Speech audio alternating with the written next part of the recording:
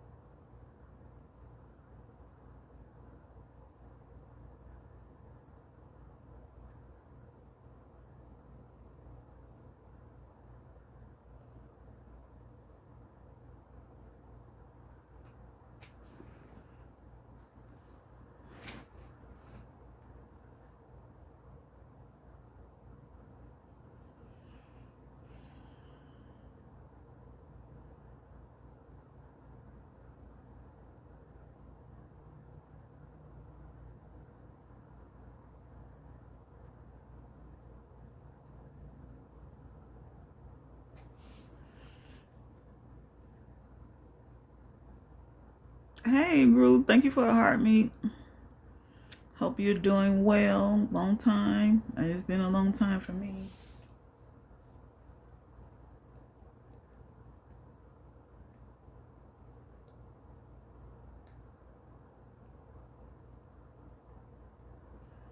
Just chilling. Trying to get back in the algorithm. The algorithm on TikTok sucks. They say, hey, if you don't be on here every day, we ain't sending nobody your way. I get it, TikTok. I get it.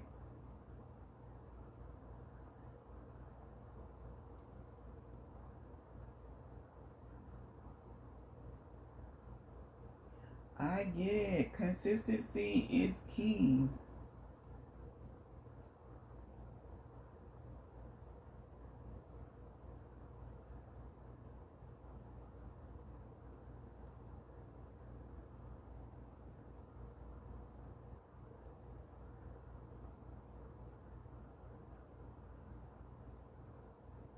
Mm.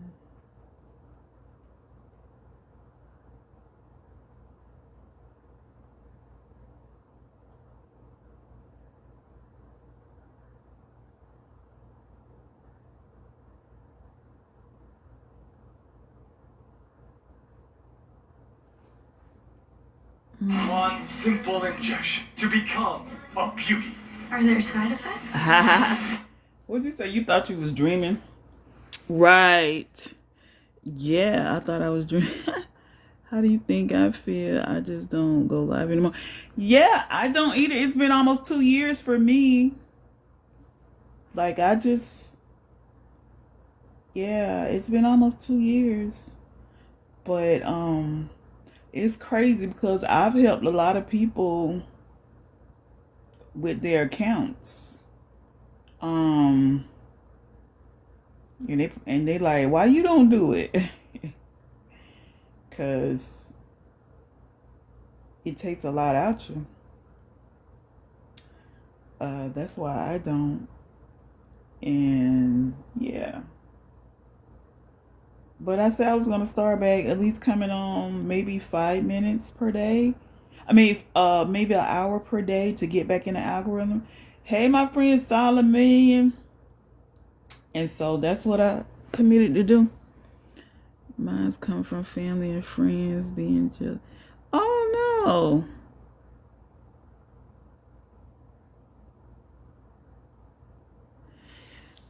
Oh wow! So somebody was hating on your content. Well, Groove. Things are definitely not how it used to be when we first was on here and all of us was together. You know, I know when I first came on here, we had like a whole vibe. We had a whole family of people. And things is just not like how they used to be. For real.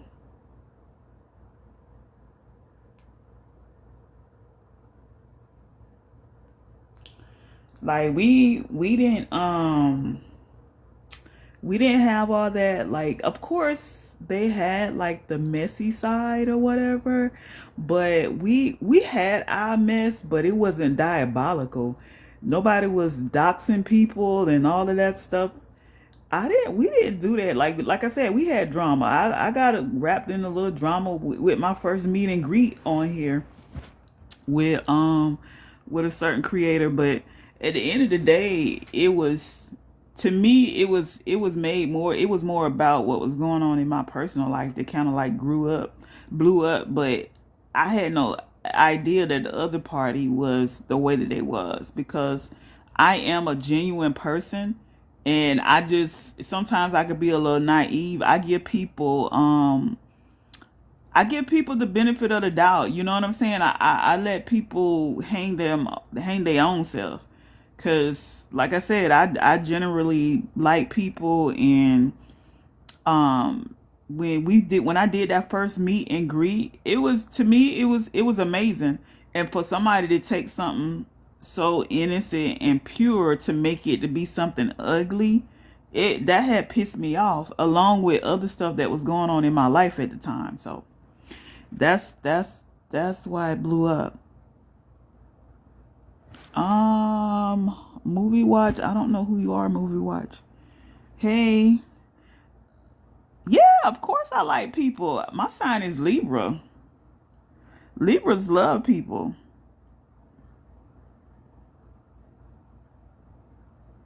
Send me a message about what? You being a little weird down there. Uh what you need?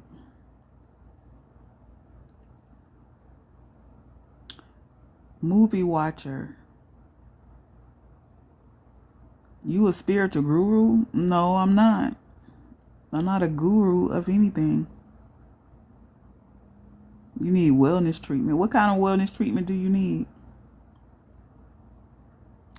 I am a mental health and a mental health advocate, a mental health ambassador, and a wellness advocate. Listen, MySpace, go to my page, and you will get all the information about what I am about on TikTok. Of course, we know people have TikTok stuff, and then they have their own personal life. You will know what I am about if you go to my page and just kind of do your research and then come back. Talk about here we go. Right, like this, we used to have a full on show. I was on yesterday, and everybody was like, "When you gonna start back having your skits?" And I was like, I want to be a little bit more organized because, and yes, Solomon, I hope I answer your question. I do like people. I work with people. I'm a social worker. Okay, how can I not like people? Now, sometimes do I question? It's some people I do not like. And for a long time, I did not want to admit that. But there are some people that I just don't vibe with because I've always been committed to make things work with people. But there are certain people I just don't vibe with. And that's okay. You get what I'm saying? Like at one point, I used to be like, well, something is wrong with me. You know what I'm saying? But because, like I said, I'm such a loving person. And I'm like, if you don't like V, then something is wrong with you. But that's still my stance. If you don't like me, something wrong with you, not me.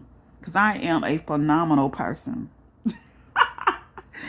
Oh, God. I am fun. I'm fun to be with. But that's the thing. Like, for me, I feel like when you like yourself, that's what draws other people to you. When you genuinely like, because a lot of people, if y'all think about it, when we see people on here that really be on here trolling and just always in a bad mood, that's because they don't like themselves. And people who always got to have somebody around them, those people most of the time don't like themselves.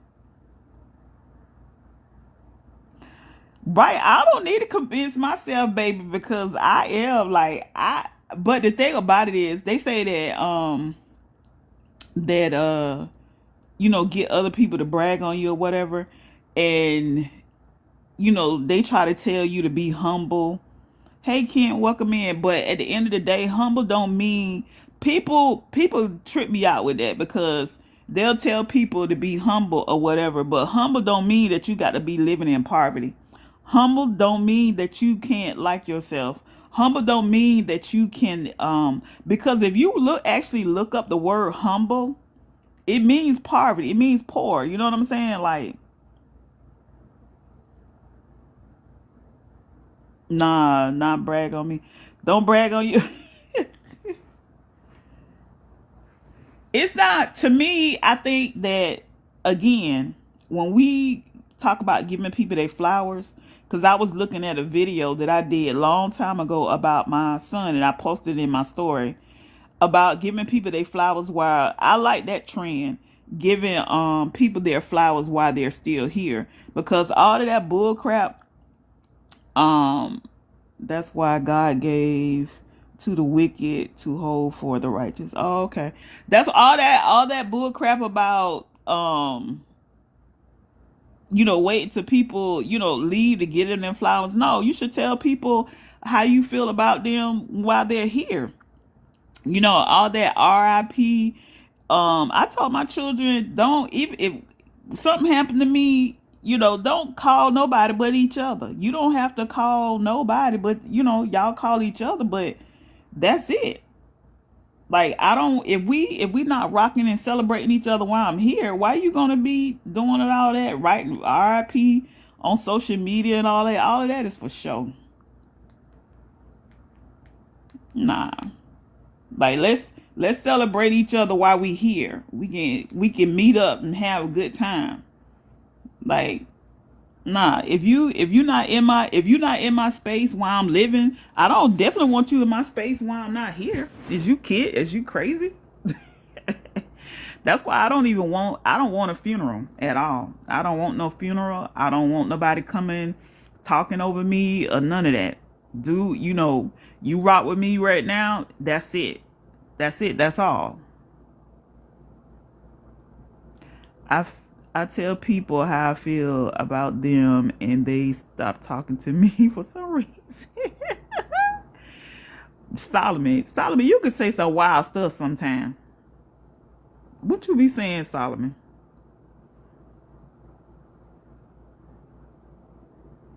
Solomon, you can't wait till you get liberated to tell people how you feel about them. You got to be in your, you got to be present.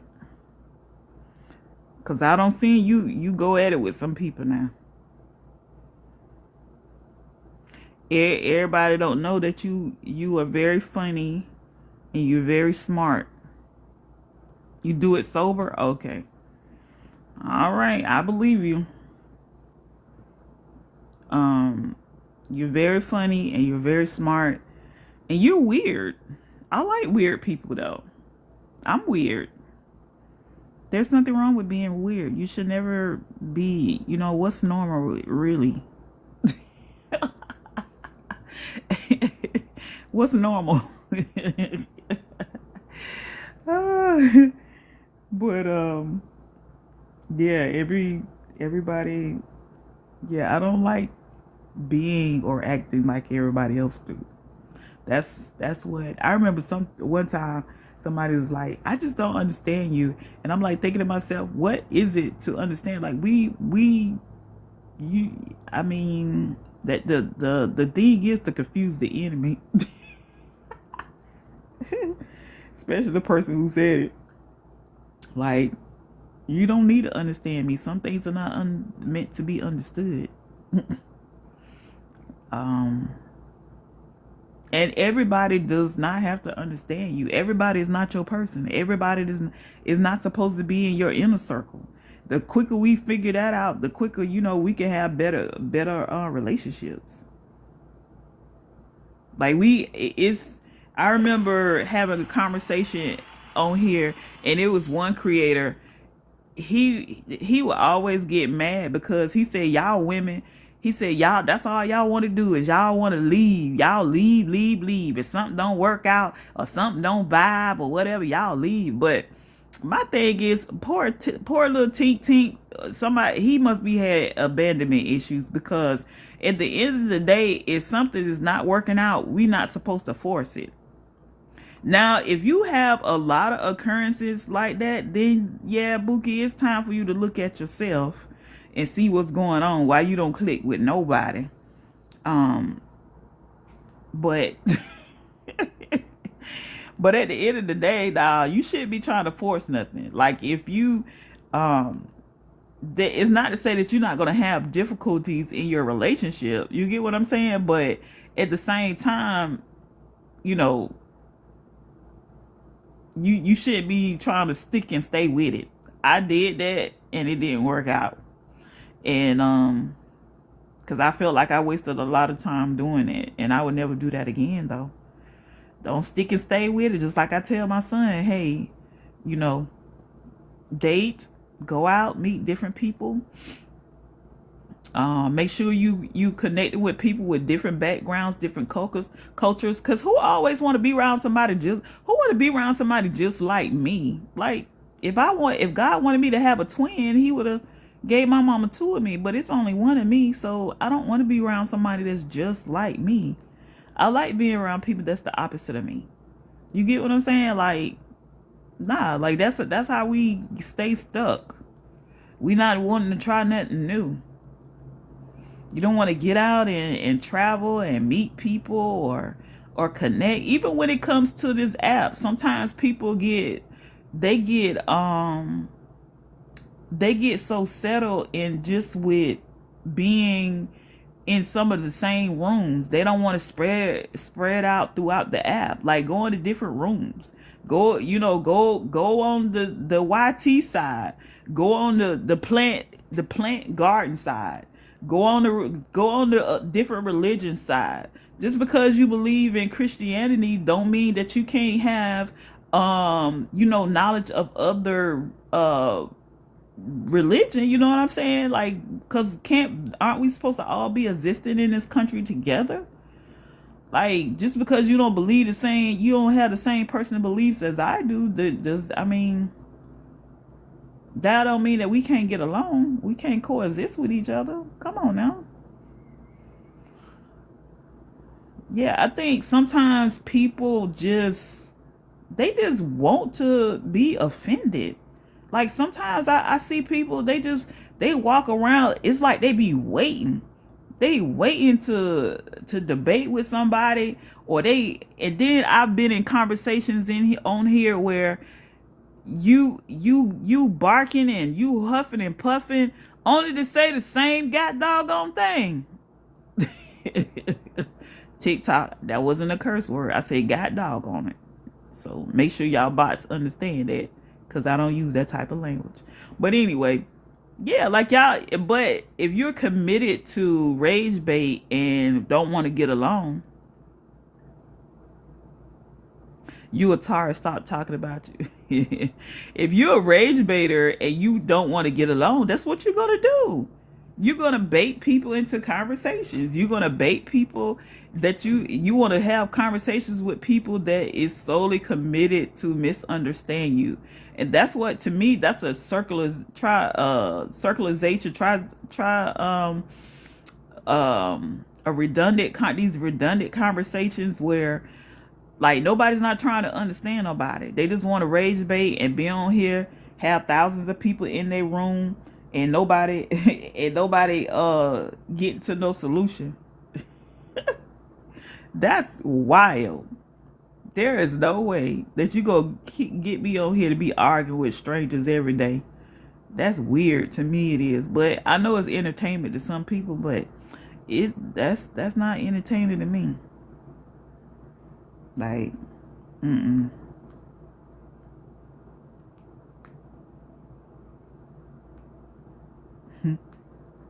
But somebody talking about I like drama, and Jensen talking about I like drama and peace. Lord. Well, I guess you got to have a balance, you know. I mean, everybody has drama in their life. You know what I'm saying? It's not that you're never going to have drama. It's how you handle the drama.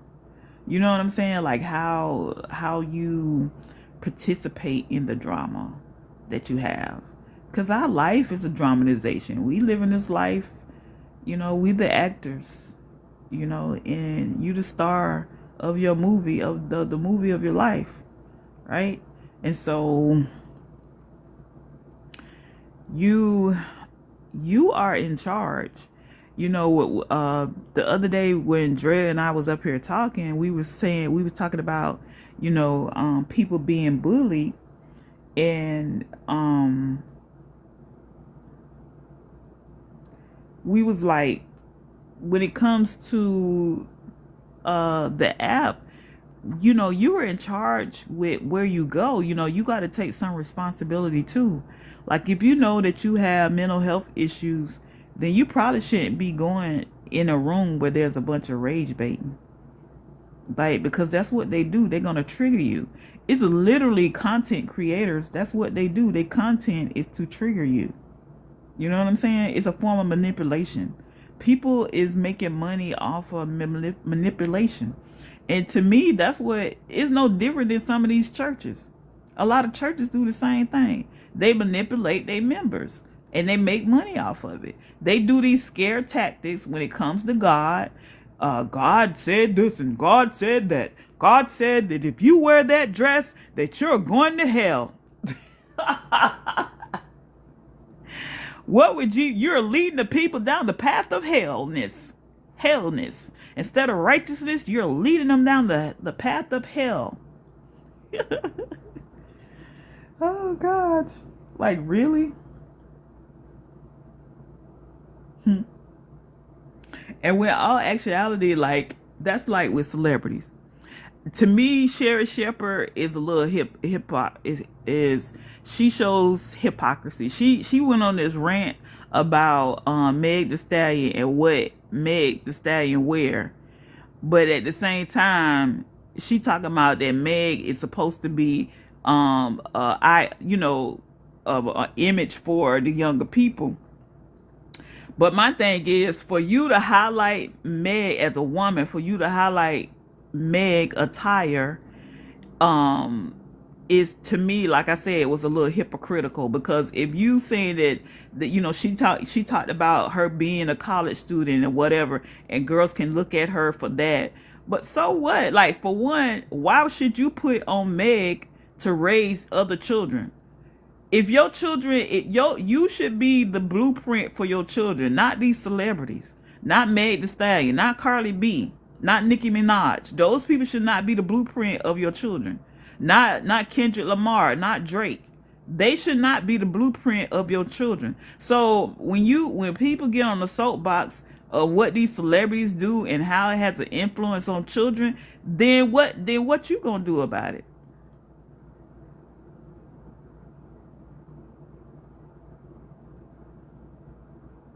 Right. Role models should be parents, uncles, and aunties. Right.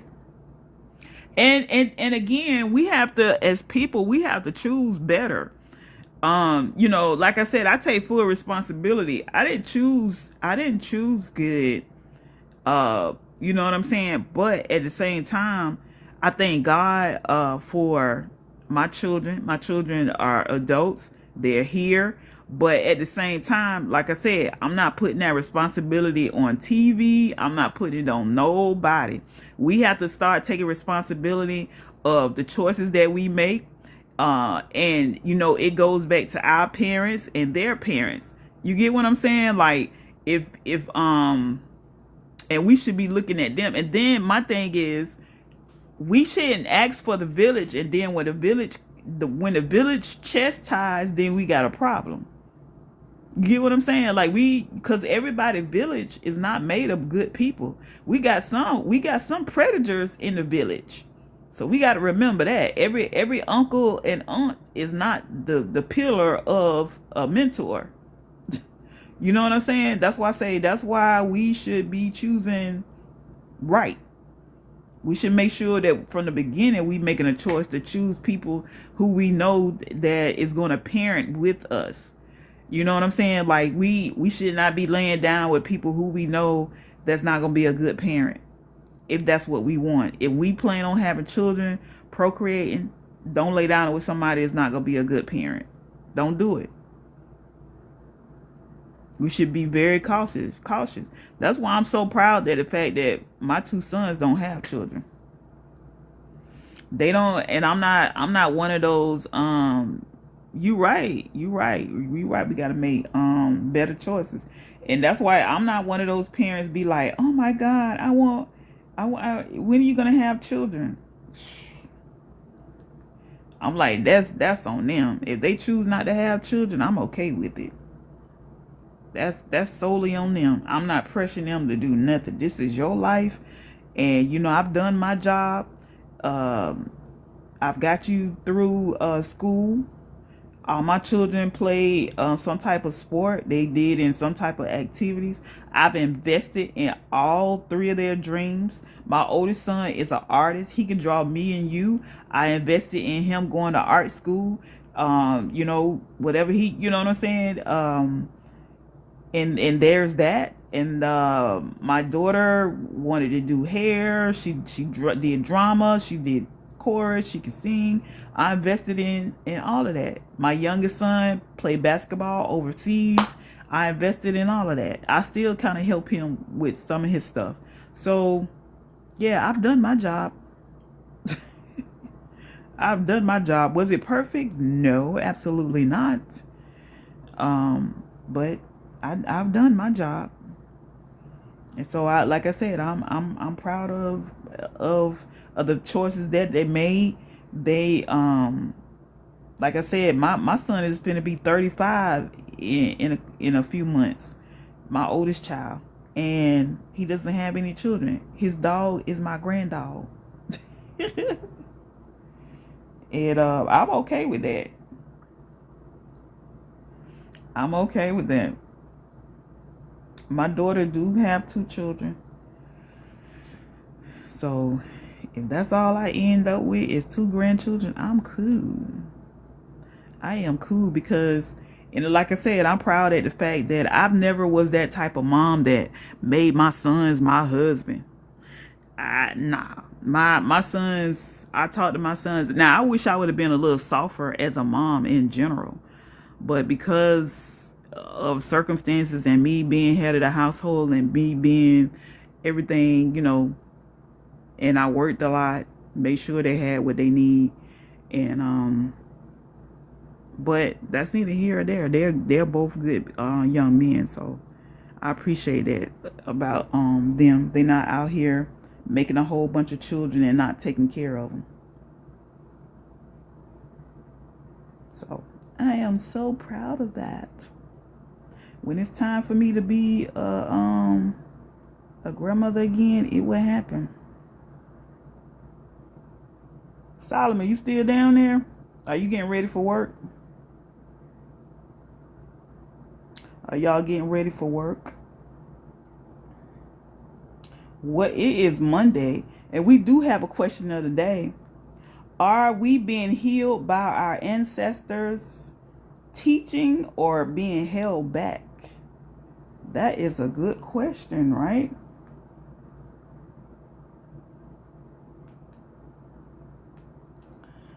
I guess it depends on the ancestors.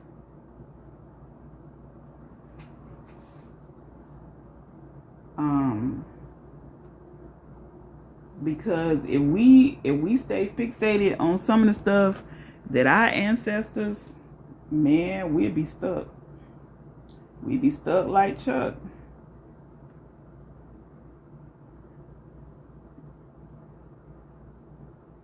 So I think it's good when you do have ancestors, that's because every ancestor is not as involved. You get what I'm saying?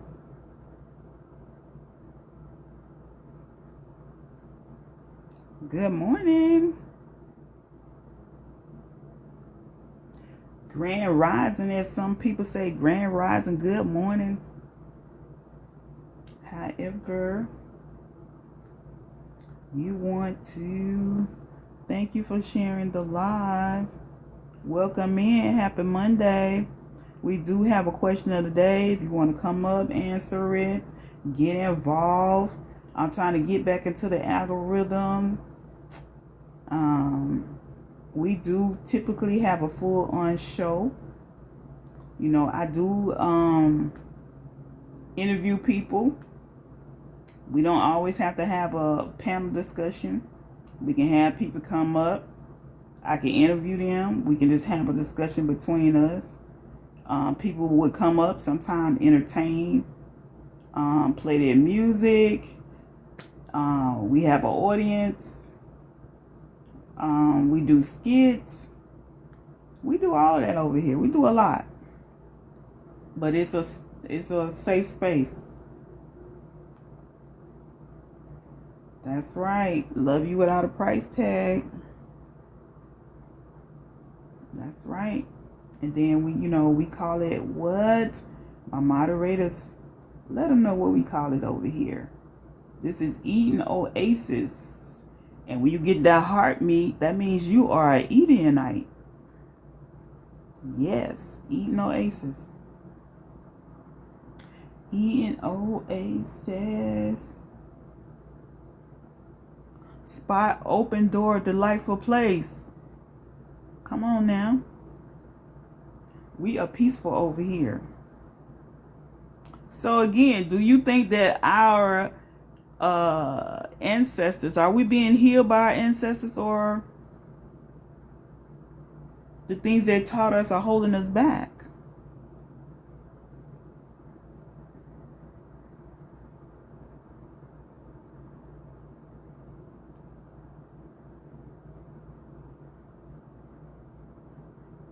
Somebody say depends. Depends on what? I said that earlier. I guess it does. It depends on who the ancestors are. But I think that we should be make sure that we actually even talking to our ancestors, because some people seem to think that that's a bad thing to talk to your ancestors. And I'm not talking about conjuring up people that's not a lot, here. Or that we not talking about that, I feel like a lot of times we don't sit down and talk to our people because, especially people in Generation X or whatever, the communication has not been. You say healed, Shady Peach say healed. Okay. Well, that's good. That's good that you are being healed. You can definitely elaborate on that.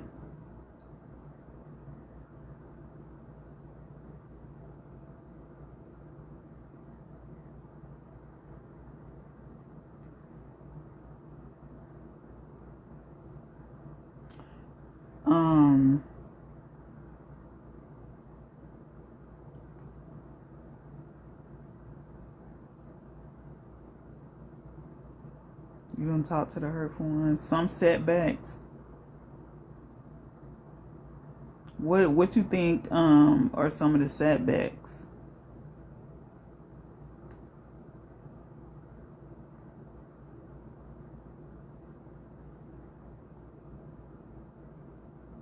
Relationships. How does that set us back? You don't talk to the hurt ones.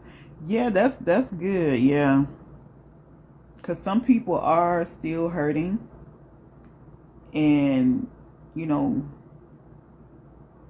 that can be a setback if they are. Thank you for the gifts. Thank you for tapping the screen and sharing the live.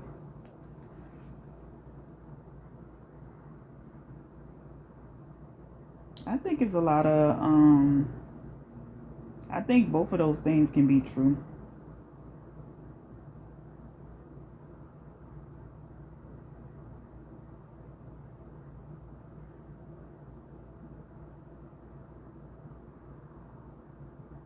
I only want to talk to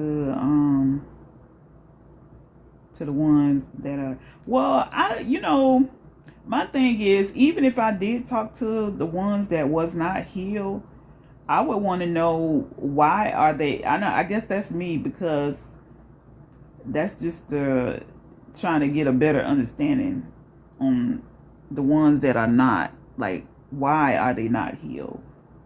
You get what I'm saying? Like, I would want to know what's holding them back from their healing.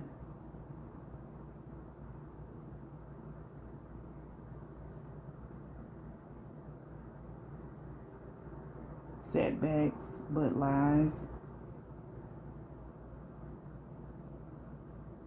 You get what I'm saying? I would want to know what's holding you back. Welcome in, everyone. Happy Monday. We just in here with a question of the day. If you would want to come up or engage in the comments, that's cool too. About our question of the day. Mr. Lee, do I know you? Are you coming up to ask the question? You coming up to answer the question of the day? That might have been a mistake. The ones that have their heels dug in the seed. Hey, Solomon, welcome back. Hello, Mr. Lee. Good morning, man. How you? Good morning, man. How you doing this Monday morning? Say that again. How Uh, good? Say good morning. How are you doing this Monday morning? I'm okay. How about yourself? I'm great. How are you? I'm taking it easy, just getting ready to work. Okay. Yes, man. I'm taking it easy, man. Just being thankful for another day. I wanted to just give my little input on your question that you had said, basically about people that wasn't here, or why wasn't they here, or something like that. Mm-hmm. Yeah, and I some things I've learned in ministry that it's and it didn't happen in my own someone in my family personally. But I found out that some of them did not want to be healed. Some people. I'm not talking about in the Bible. I don't know. I'm not saying all them situations. Just saying from being out here in society, doing ministry with sick people, elderlies, senior citizens, hospitals, etc., kids. Some of them did not want to be healed. Uh, what do I mean by that? Just give a quick example. My grandmother was right at 80 years old, and she had been walking with God all her life, and she caught stage 4 cancer, and she didn't want to tell anybody to the point where she just couldn't stand up anymore, and they rushed to the house, picked her up off the floor, and etc., and took her to the hospital. Is that if I share this with you? It's not long. It's just a point to add on to the question. And Oh, go ahead. beg pardon, man. Yeah, go ahead. Oh, okay. And so when they got her to the hospital, come to find out she was, stage 4 cancer. So now everybody, my mom, so forth, the rest of the family was wondering why she didn't say anything, and why she kept it to herself, etc. And so as she was in ICU and, going through her sitting in the senior home or what have you, she refused to take chemotherapy as well. Plus my mother said she was too old. She didn't want that to her to take that, because then the doctors also were saying it may help for another 90 days, but she still was going to pass away. So nevertheless, when she finally passed away, I was wondering about, I questioned God myself. And I was like, well, God, I know my grandmother's testimony since she's been 18 and what happened, and she's at 80 years old. And, even when visiting her house, when we, for like family reunions and stuff, nobody wanted to stay at grandma's. Can't be out in the streets partying and all that kind of stuff in clubs and drinking at that time, and then think you're gonna be at grandma's house because you're getting up in the morning and going to church, etc.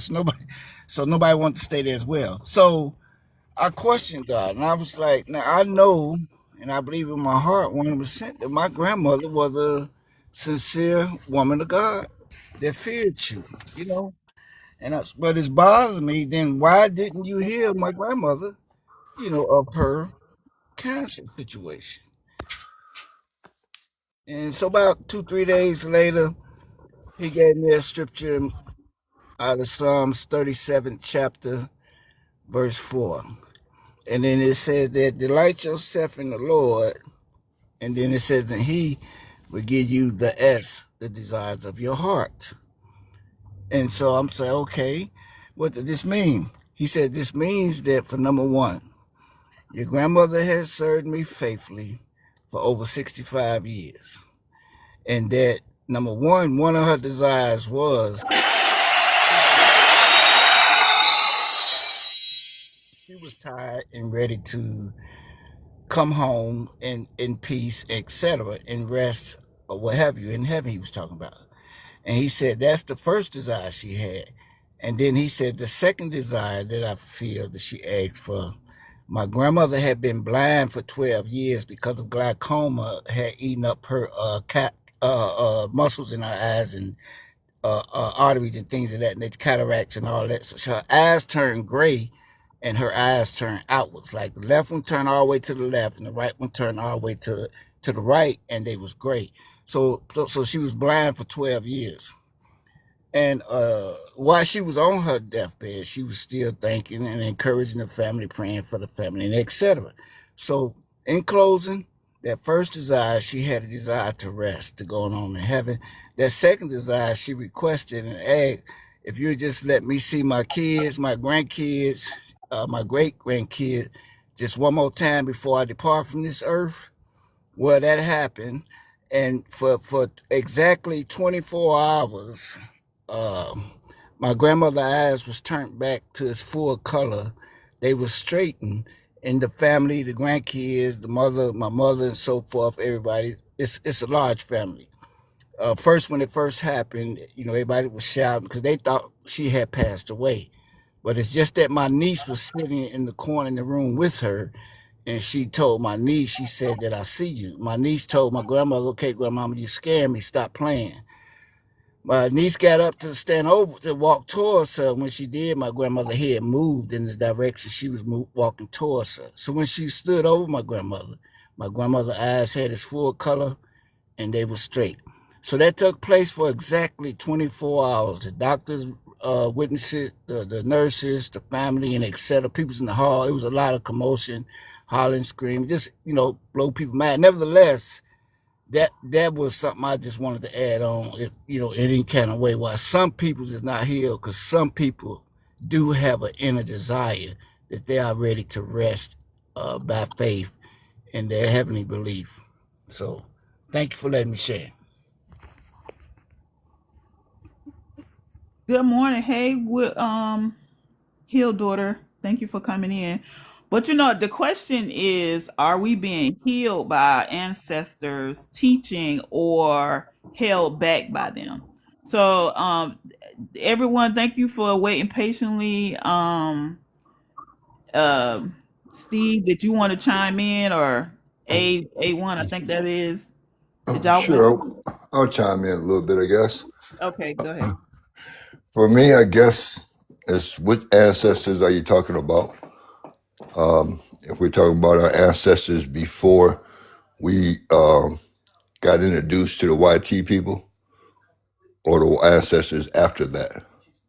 I mean, you can So, speak, so I mean, because the question of the day is, for you to speak from your perspective and all of us to learn from it. So you can speak yeah. from whatever aspect of it as you please. We listen.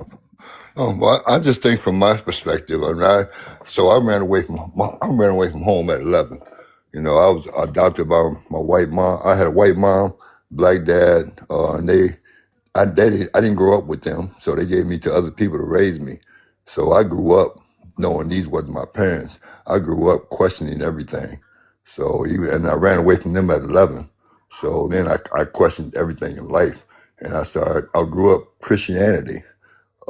So I had that in my brain, and then as I get out, I'm trying to decide what I'm going to believe in. I look at the Muslims, but they was hate white people. My mom's white, so how can I do that? So I was just questioning everything. And I guess it never worked for me. So I had to go all the way back to where we as a people first started, before there was anybody, just the first peoples on earth, and what did they believe in? And I'm still searching. So I'll land my plane, I guess. No, I mean, so So, basically you're saying that well, you hadn't received anything from your ancestors that would help you in today's living.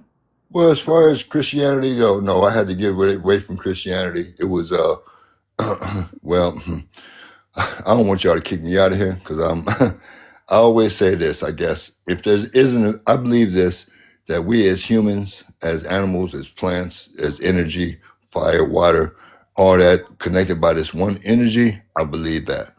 But if there's an invisible man upstairs, yeah, I got issues. Like I always teach my kids, like joke with my kids, not joke, but serious, like, bury me with my Glock. Because when I get up there, if he's up there, man, I'm gonna have to shoot at him. And if he knows everything, he's all powerful, he already know I'm coming. He already know I'm gonna shoot at him. I ain't gonna hit him. He too fast. but I got to. There's some stuff that happened to me, and he had all the power to control, and he didn't do nothing about it. Yeah. So anyway, yeah, I think we are being held back by the teachings of our ancestors. If that's the answer to problem. Okay, Can I go ahead. answer the prompt? Well, Steve, Uh, you finished, Steve? Yeah, I land my plane. Yes. Okay. All right, go ahead. okay, yeah. Are we being held back?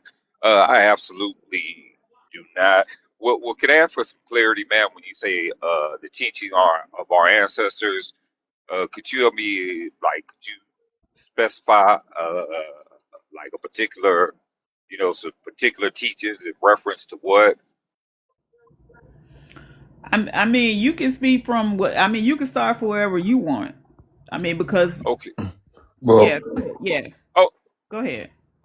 okay. I mean, whether it's from the teachings of how to raise and discipline our children, meaning not a beating, but a ass whooping, discipline them in a physical sense, whether it's uh, their lessons in regards to our relationships in marriage, whether it's in regards to our relationship with our Creator. We are absolutely uh, being held back by not embracing those teachings of our ancestors. And okay, for anyone who would dispute that, I'll simply say this. Look at the times now again, no time is perfect, but look at the condition of our community. Just say you could just go back to the 1950s. Say our grandparents' time or great grandparents' time. Look at the condition of our community then, as far as the marriage rates, as far as the crime rates, as far as not church, but our, the spirituality we had in the community, right? And I'm not making it seem like when I say reference Yeah, spirituality, what man? some spookism, right? Mm-hmm. I mean spirituality in the sense of our commitment to our wives, our husbands, our children, our family, and our community. Look at the condition of our community then, and simply look at the condition of our community now. And primarily, the reason that we're in the situation that we're in now is we abandon those teachings. Nowadays, they say, oh, I believe in soft parenting. Mm. So Oh, our ancestors they were beating us and traumatizing, and women nowadays, relationship wise, nowadays, who doesn't want our women, our sisters have always believed in education. They've always worked. But now you get them, you have sisters with the philosophy of to be a stay-at-home mom, to be a mom and a wife is a terrible thing. You're being oppressed.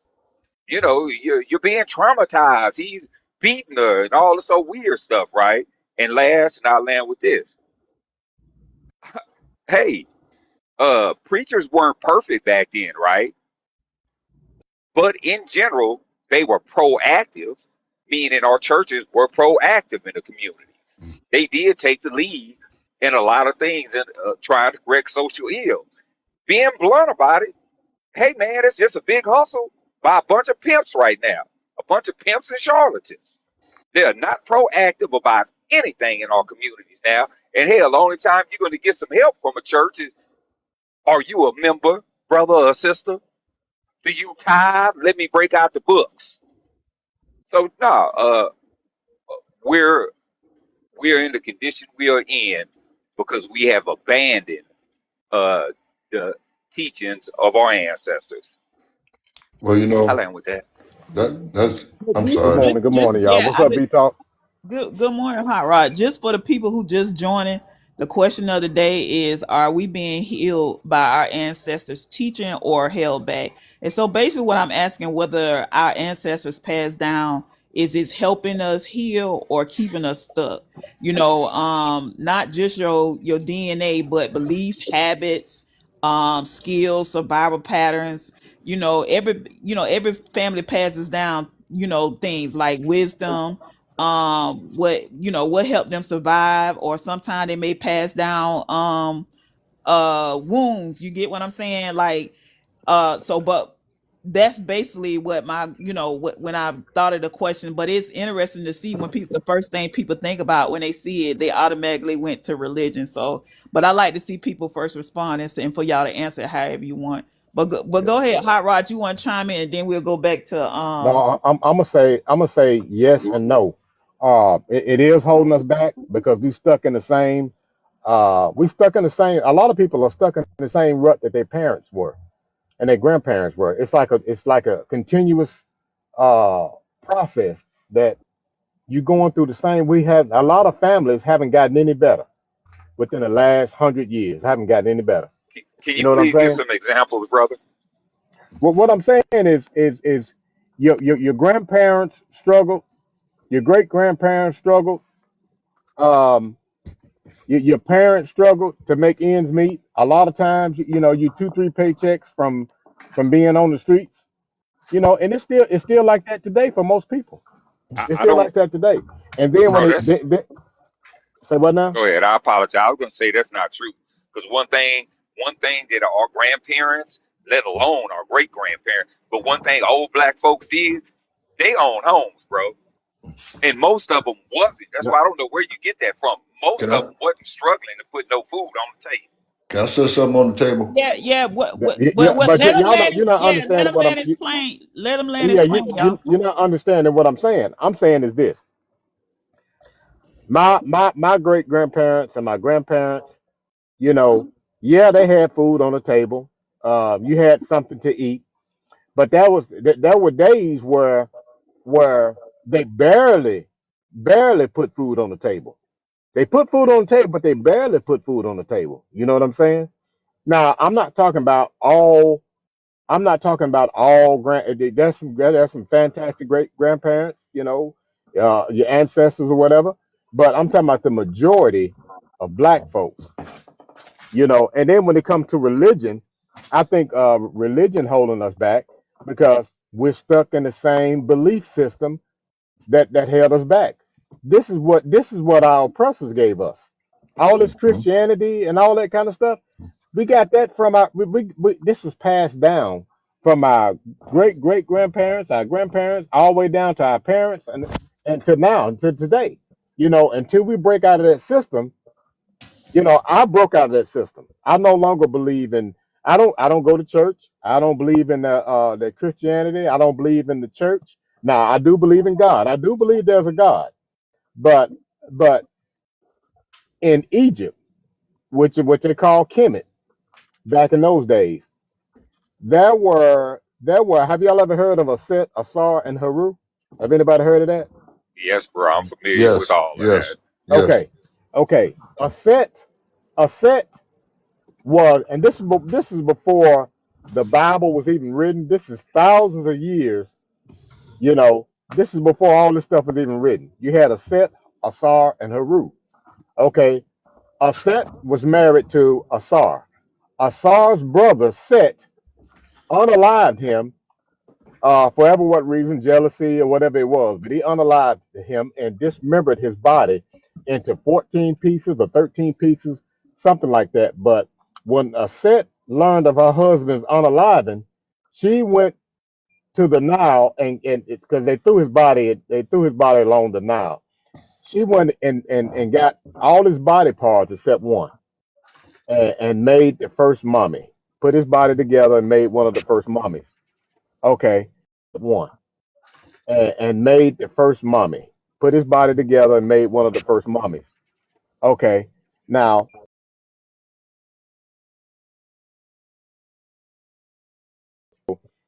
so she was grieving. So, according to the story now, Asar's spirit impregnated her, and they gave birth to their son Haru. Haru was born December the 25th. You see what I'm saying? This is what these European people that came over to Kemet. They gathered, they went in those pyramids, they went in the tombs, and we welcomed them there. And they gathered all this information and they brought it over here. They brought it over here. Now, before leaving Kemet, before leaving Egypt, they shot the noses of the statues there. So that's why when you see that now, there's noses missing, there's lips missing. They don't want you to know that these were black people over here in Egypt. You know what I'm saying? So you know, I don't know, man. I just think our history, we don't know our history. We think our history Can, starts with the Bible, and it can, don't. can I drop something on the table real quick? Go ahead. So our ancestors, ever since we Christianity and they made churches, they started using us, and this is one of the ways they use us, and one of the Hmm. ways we got to break free. And I'll land my plane when I just say this. Every Sunday, our black churches collect millions of dollars. Every Monday morning, we take the millions of dollars and put it in YT banks. Exactly. Every Monday afternoon, them YT banks are giving that money to YT people to go make money. Exactly. And that's been going on for centuries. Exactly. And we can go down there, you can sign for a $90,000 car with just your signature. You can sign for a $100,000 student loan with just Hmm. your signature. But you can't go down to that bank from that same church to that same bank and get a $10,000 loan in cash to start a business. They've been Well, doing Exactly. this just for centuries. So bro, Exactly. can I? our ancestors teach us to hold on to that. No, I nah, land my plane. can I say this? Like, I'm not a Christian. I'm far from it. Even though I grew up in a church like most black folks, especially down here down south, right? But I would still like to make a distinction between a particular religion and the way that men practice it in corrupt forms, right? Like, of course, I understand the story of Osiris, Horus, and Isis, right? That's one Exactly. version of it. That's and it's a number of versions of it, right? Still written on the stones, right? Right. By the same token, also understand that Christianity started in Egypt, bro. Christianity started. The oldest Christians in the world are not the Ethiopian philosophy people, the Jewish people. It's the Coptic Christians, bro. All Coptic. You have the Middle Nectar, you have the Demotic, and then you have the Coptic, right? I'll be brief. That's just like this, bro. When you say this, they talk about the state of Israel in the Middle East, like they say, the middle of what, bro? The only thing that separates a lot of people aren't aware of this. You might be, bro. The only thing that separates Israel and Saudi Arabia, all of that, from Africa is the man-made Suez Canal, bro. That's The true. Suez Canal, the man-made Suez. Men went over there and literally separated that. Yeah, true. They, yeah. So Christianity started in Africa. Now, the form that we have been given and black folks still practice today, yeah, it's a form that has held us back. But I just want to make the distinct. It's a big distinction between a religion and the way that people practice it. Because remember, bro, regardless of what you realize is the truth and other people perceive as the truth, you don't want to alienate the people you're trying to help, huh? Do you guys know Henry Clark? Do y'all know Henry John, Clark? John, Yeah. Yeah. I man, think I'm I one. heard of him I'm his before. disciple. I'm Yeah. his disciple, bro. John Henry Clark. Man, Yeah. go to YouTube and watch that "You Have No Friends" by Man, Henry bro, But Clark. let me but let me say I've been this though, watching right that quick. boy for. I've been watching him for 30 years, bro. I hear Let you. me say this I'm right just quick. sharing. I A don't lot know of you. I people don't don't know know. you, so I'm just sharing this. Now, I don't believe that Christianity started in Egypt because um, a lot of people got unalive because they didn't want to be a Christian. The Europeans back then, they were unalive. If you didn't practice the religion they trying to give you, you was taken up out of here. See, Now, that's now, now, now, now, now, if y'all wanna do a little bit more digging, um, um, what I look at is what Anthony T. Browder teaches. Have y'all heard of Anthony T. Browder? mm-mm. Okay, if you look up Anthony T. Browder, he has a tour where he take you to Kemet or to Egypt, and you explore the tombs. He take you through the tombs. You see the writings on the wall. You get to see all of this stuff. bro, And bro. Let me interrupt you. Let me ask you something.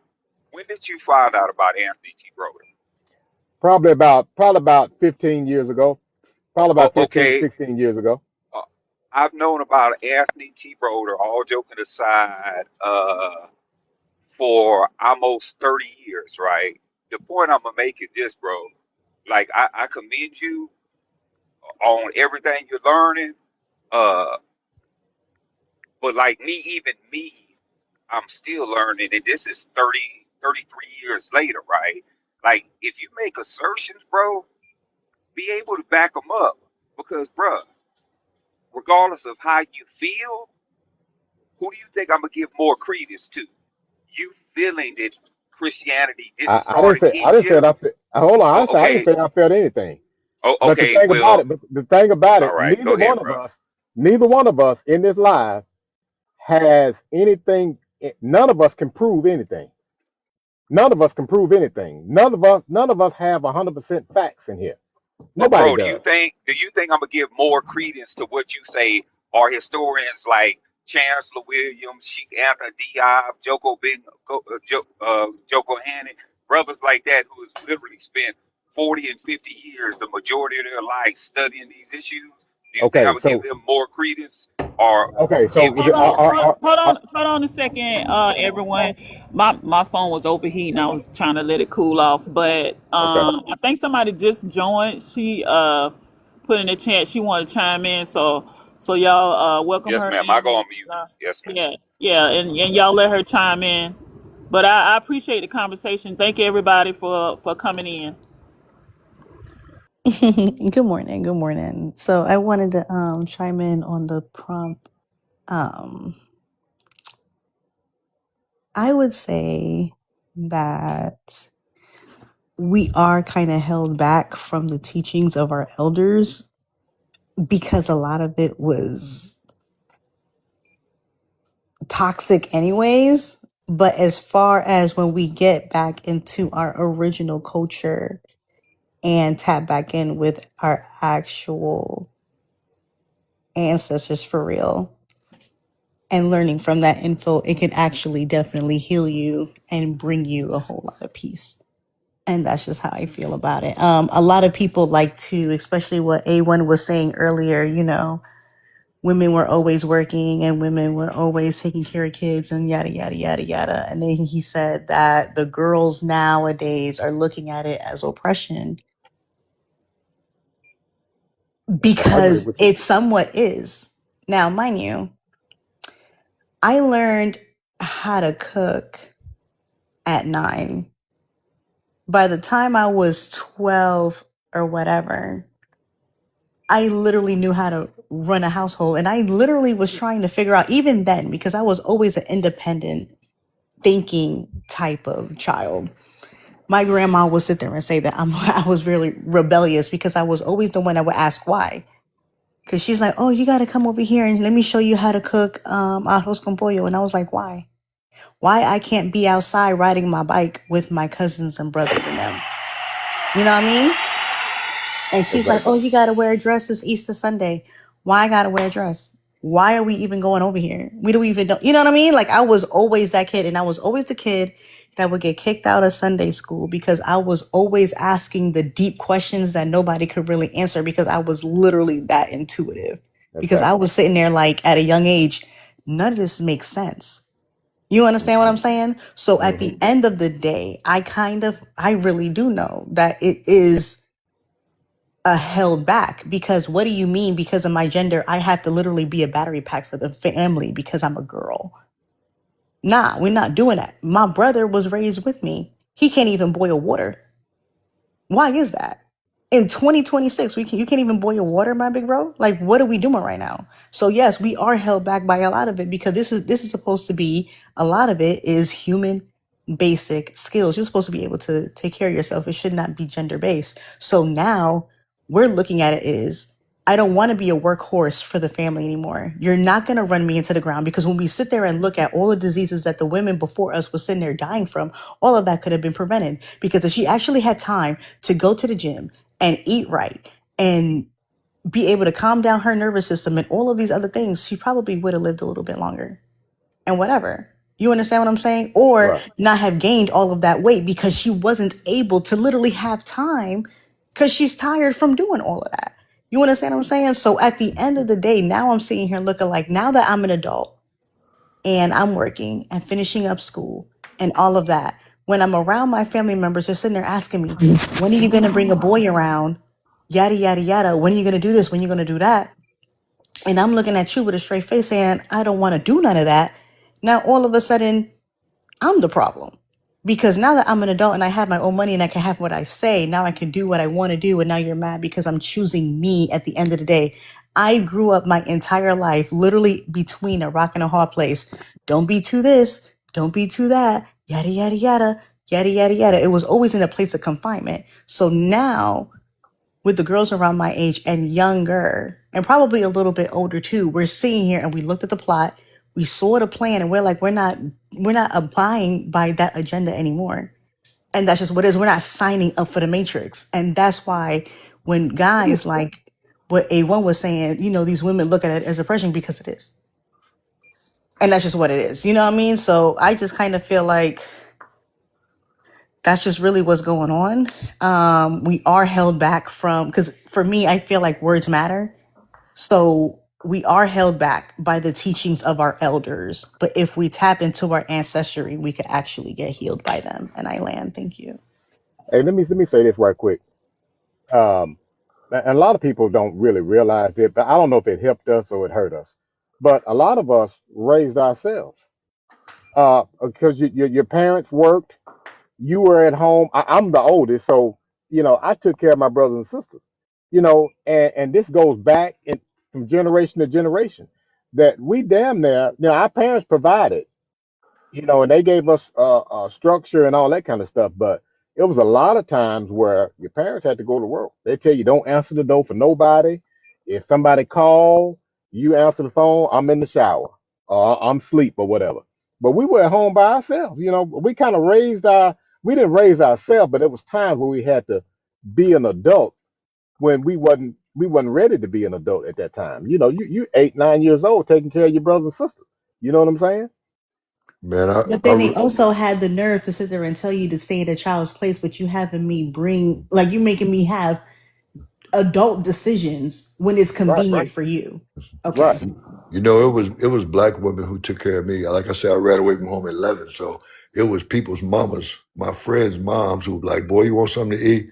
Boy, go in there and take a shower real quick. Let me wash your clothes." Hmm. So, but it was You, black women who took care of me.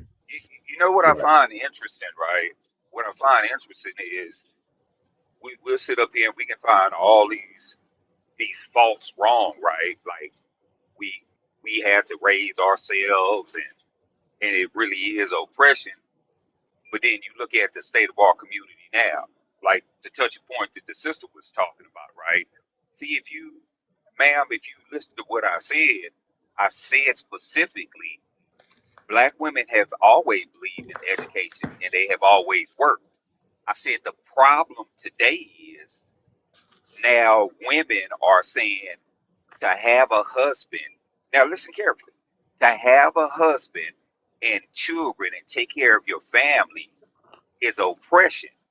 See, each and everyone has a choice. If a woman or a man chooses never to get married and never to have children, it's nothing. It's absolutely nothing wrong with that at all. But see, women have made it so. Black women have made it so now today that even if a woman chooses to be at home, if a black woman chooses to be at home, raise her kids, take care of her husband and her household, other black women tell her she's oppressed, even if that was her choice and she's happy, right? Because see, what it boils down to this, that selfish attitude that we have to where, oh, it's all about me, that's fine. But look at the result of those actions. Okay, I don't want a family. Okay, you're an individual. You're gonna eat healthy, go to the gym, and then when you're 30, 35, you want to get married, and typically no man wants you then. Or you might have a You're child or like two by literally then. contradicting yourself. You know, Like I, okay, at I you the don't know I what? don't beginning, You though. got it, sis. You got it. you know Yeah, what? But I'm gonna say but this. you're contradicting yourself because at the end of the day, if we're not ready, right, to do the family thing, and we want to wait later, what do you mean? There's Okay, people over the age of 30 who are getting married oh, every day, Every now, okay, but just ma'am, let me who say are this. black and ma'am, There's ma'am. Hispanic. So what are 35 you and talking 40 about, year Oh, old sir? okay, women get married. let me ask her something, because I'm being genuine about this. Okay, ma'am.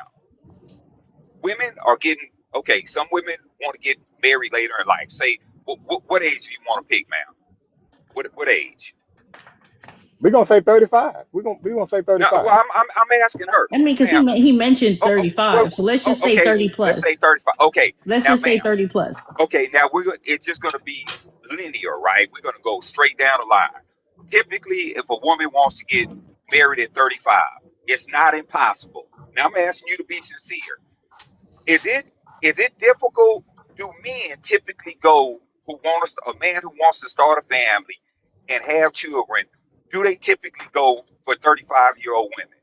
I'm asking you that, sis. Typically, I'm not speaking about the exceptions.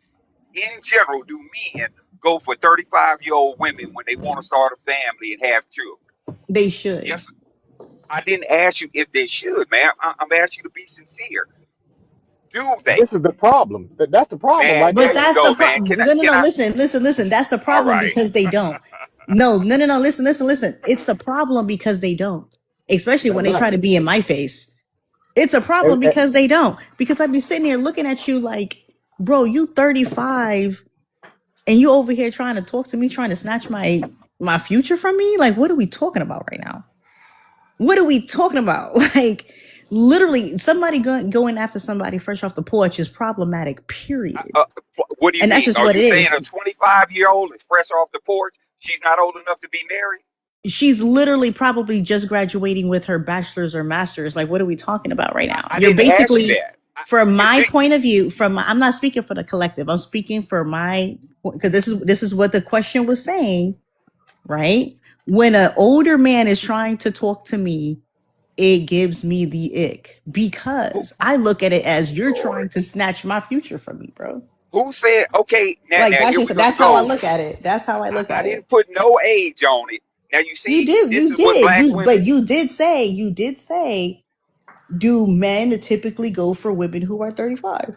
that, Do that, you but see, typically go for women who are 35? And you're doing exactly what black women do every single time. As soon as boy, you say, Here as he soon as you say that, now listen to this. Listen to what you did. I didn't say any age about the woman. The first thing you said or assume, oh, he's older and apparently she's a tween or something, and that's icky. That's icky. If you don't want a woman who is to get married when she's old, oh, you're a nasty, dirty old man. No, that's Nobody the said that. choice you made. But see, that's the choice you made to get married later in life.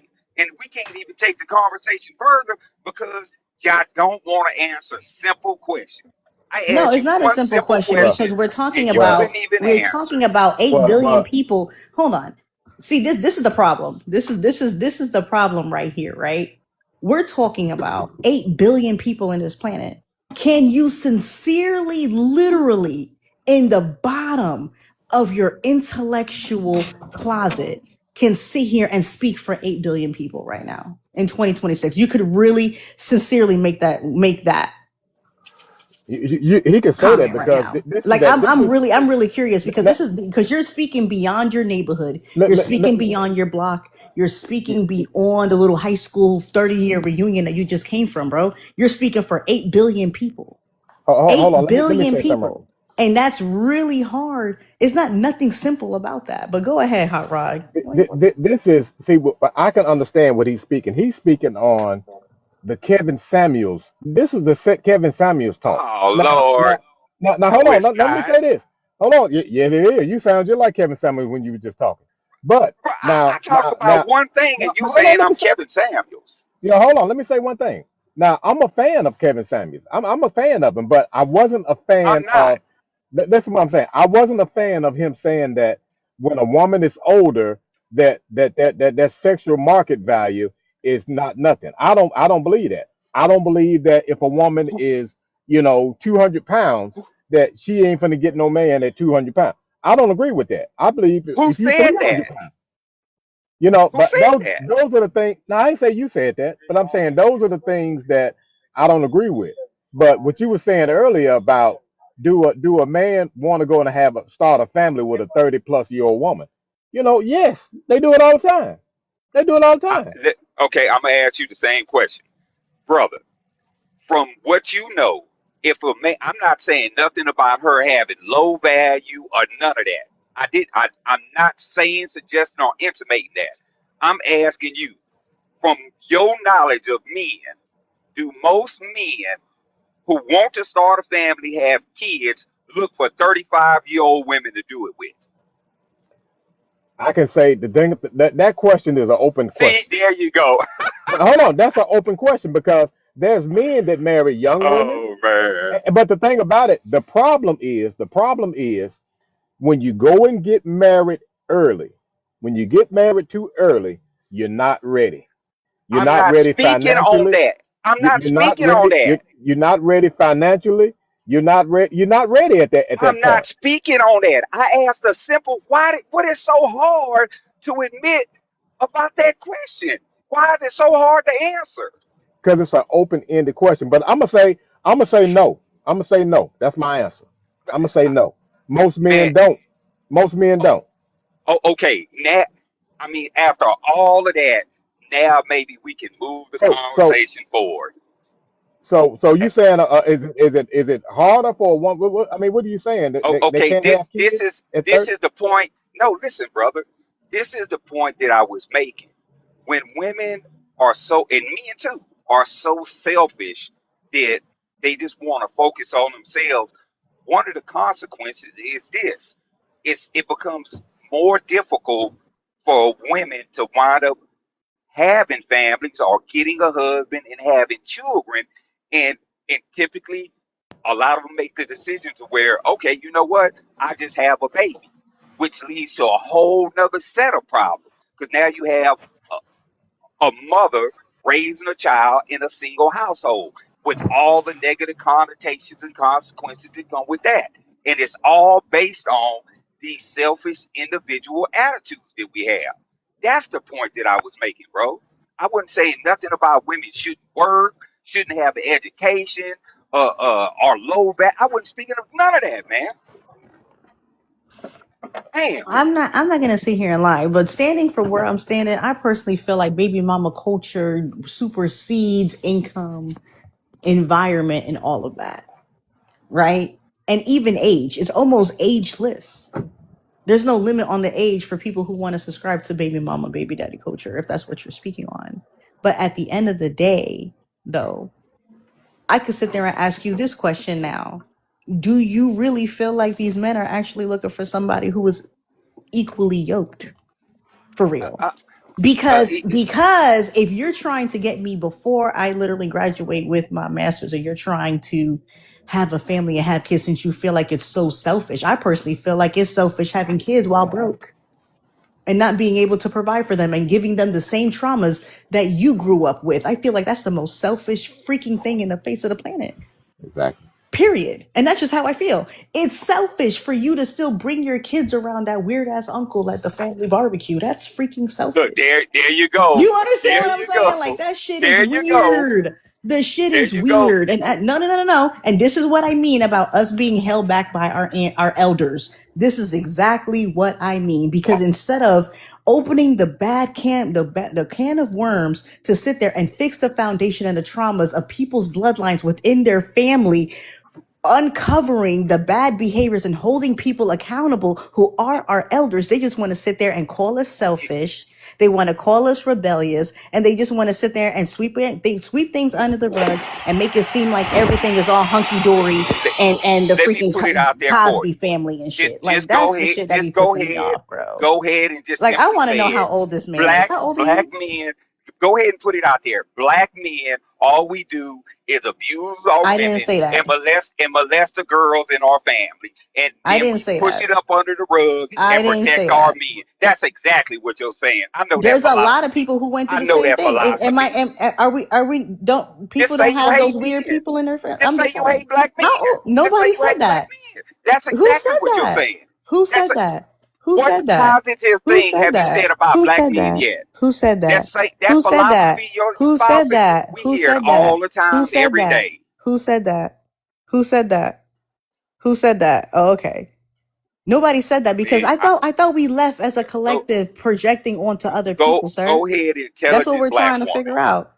What do you mean? I go to an HBCU right now. All I date is black men. What are you talking about, sir? Yeah, What yeah. are you talking Go about? See, that's how I go know ahead, there's like a go big ahead, gap intelligent between black where you're woman. at and where I am, sweetheart. Like I'm not really Yeah, I'm not your seeing where your sweetheart. stance is. I'm not really like jacking exactly what he's saying. But at the end of the day, like this is exactly what I mean about the statement that I said before. When we try, the younger generation, right, try to uncover a lot of the things that were toxic back then, were met with this. Yeah, The yeah. projection, the saying that we hate men and all sorts of, no, I'm not saying any of that. But a lot of Tell people me know one bad exactly. Hold thing. on, yo, One did bad I thing that black interrupt you women when you were did. talking? One. Did Since we ain't talking anybody about nothing, I interrupt don't you when you was respect that. talking? You talking about a bunch of Was trash. anybody You're interrupting you talking when a you were bunch of talking? trash. No, we're You're talking not. a bunch No, of we're trash. not. No, we are not. No, we're Okay, not. go No, ahead and we're tell us not, bro. everything bad about No, black we are men. not, Go ahead. bro. No, we are not. Because I didn't interrupt you not one time. Every time you came over the mic, I let you speak and I let you finish and land your plane. So I understand that you got like 10 years on me, but bro, we're not gonna do this today. We just need a little bit more decorum, but What I'm are gonna go you ahead and saying? land Go because ahead. the other ladies on here. Like I'm cool. What good thing you got to say about black men? Anything good? It's the I have a same lot. old I have a rhetoric. lot of good. I have a lot of good things. I'm just asking, did we do anything good in our families as elders, or did we all do what you just said? That is not the question that's behind the I'm prompt. asking, Like I'm trying to you the figure out why question. I'm everybody is in asking their you the feelings. question. Like why is No, everybody being so I'm emotional? not in my feelings, ma'am. I'm asking you a legitimate question. You just gave me a whole spew of all of the negative things that our families will not step to the plate and fix. What is there anything good in our families that we have done? There's a lot of good in our families that we have done. However, it's also a field of contradictions because at the end of the day, you're not a girl. So You have no idea. You don't have no that's idea. why I'm We could asking literally, you. excuse me, what That's you why say? I'm asking you. I'm not Uh-huh. answering the Exactly. question for you. I'm asking you the question. Is there anything good that your elders did for you that helped you get where you are today? Or did you have to survive what you just explained? I literally was my own cheerleader for sure. And then when they realized everything, they were like, you know what? My grandmother literally looked at me and she was like, out of all of my grandkids, now mind you, there's 16 of us, right? 16 grandkids. And she said, out of all of them, you're the one that I'm the most proud of because even like you really, she was like basically less story, less long. She was like, you basically wasn't trying to step on the Kool-Aid. And I admire that you were able to have the space to be an independent thinker that you are right now. And she And said, I this is wish your I modern had day that back black in I'm my still woman. day. asking you the question. You haven't answered. Bro, okay, You I'm have gonna not go on answered mute my because question. Was there any good? I'm gonna let y'all Was go there ahead. I'm gonna any? let y'all go ahead, bro. Nah, I This you is the guys, am, because problem ma'am. you with I'm this. asking you a you question. I want gentlemen, an answer to. I'm trying to respect my elders and I'm really trying not to spaz out because you guys are literally not letting me finish and you're cutting me off.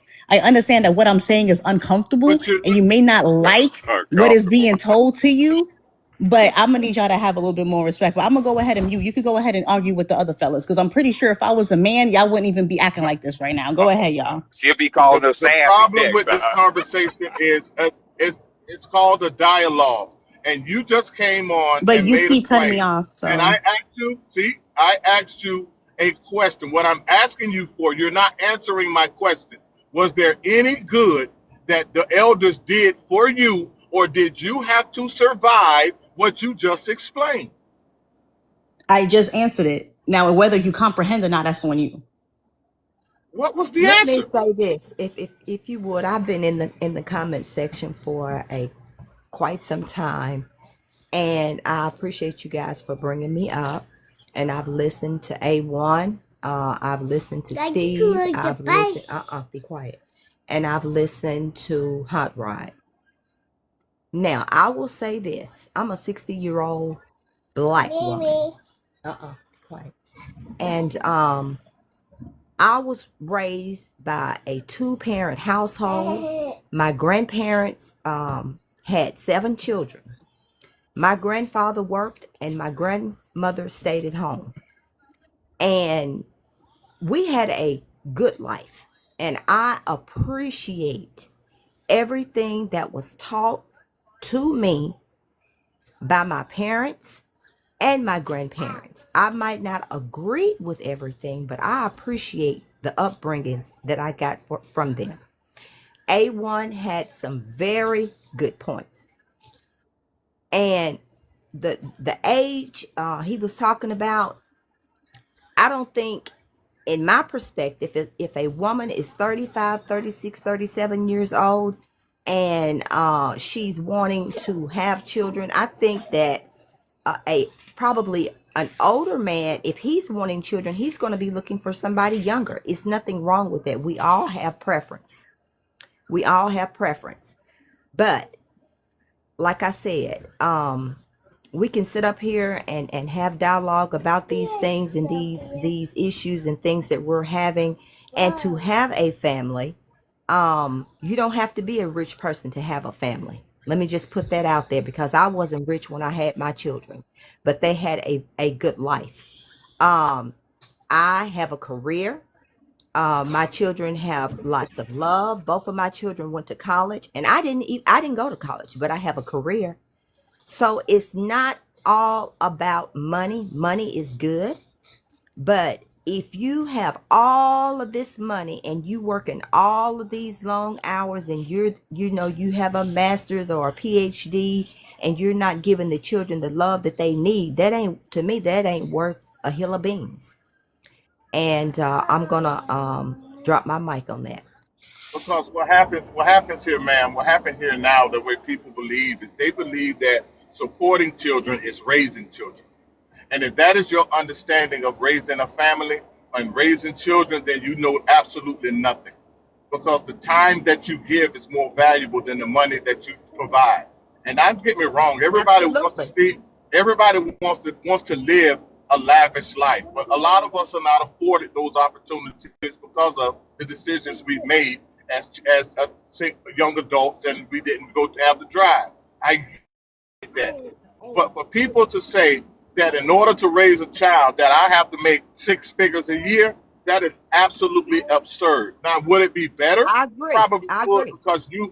because y'all are looking at the lavish things of life of your kid having Jordans and dressing with Sean John and all this other stuff, because that makes you feel good like you've come about. But then we look at our children today.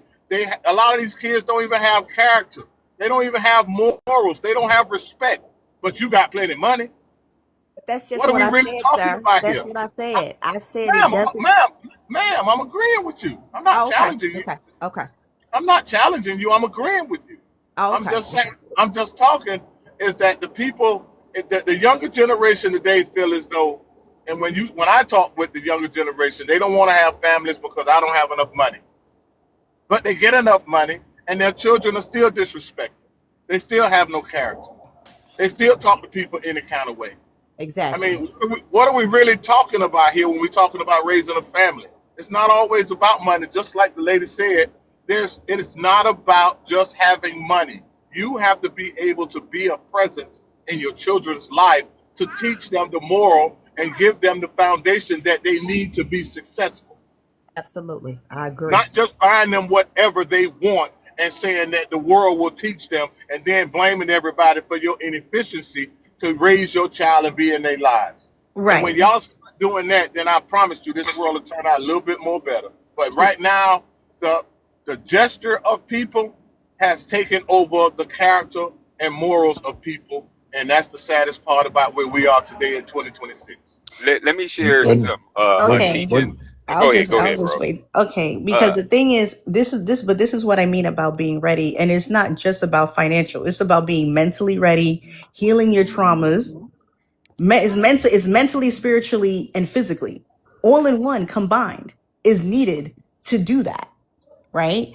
So at the end of the day, it's like if you're not ready, no one can sit there and tell you outside of yourself when you are ready to raise a family, period. Regardless if another person outside of you sit there and say to you, oh, you're being selfish because you don't want to get married and have kids. That to me is the most craziest thing, because who are you to sit there and tell me if I'm ready or not, or if I'm being selfish or not? Are you going to be here to help me raise these kids, since it takes a village to raise a child? Right? Wasn't that a thing? It's basically the constant contradictions of what we're hearing with society is the problem. Because you can't sit there and tell me while growing up, what was it? The four B's or something like that, Miss Love, that they used to say back in the day? Books before boys because boys bring babies. And now I'm a budget above the age of 18 or above the age of 21. Now all of a sudden the family is cramming down our throats talking about when you're going to have a husband and have some kids.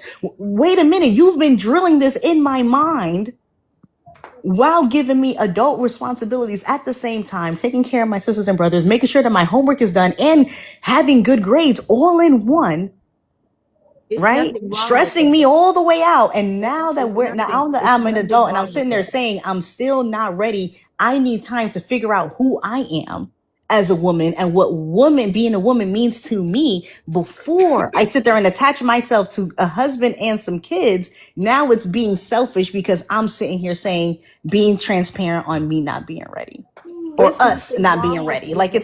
it's not cool. Like we got to figure out what But side of the fence are we going to It's be that's on. your nothing wrong family with that giving contradicts you. children That's your family. That's your responsibility. family. That's not society. That's your family.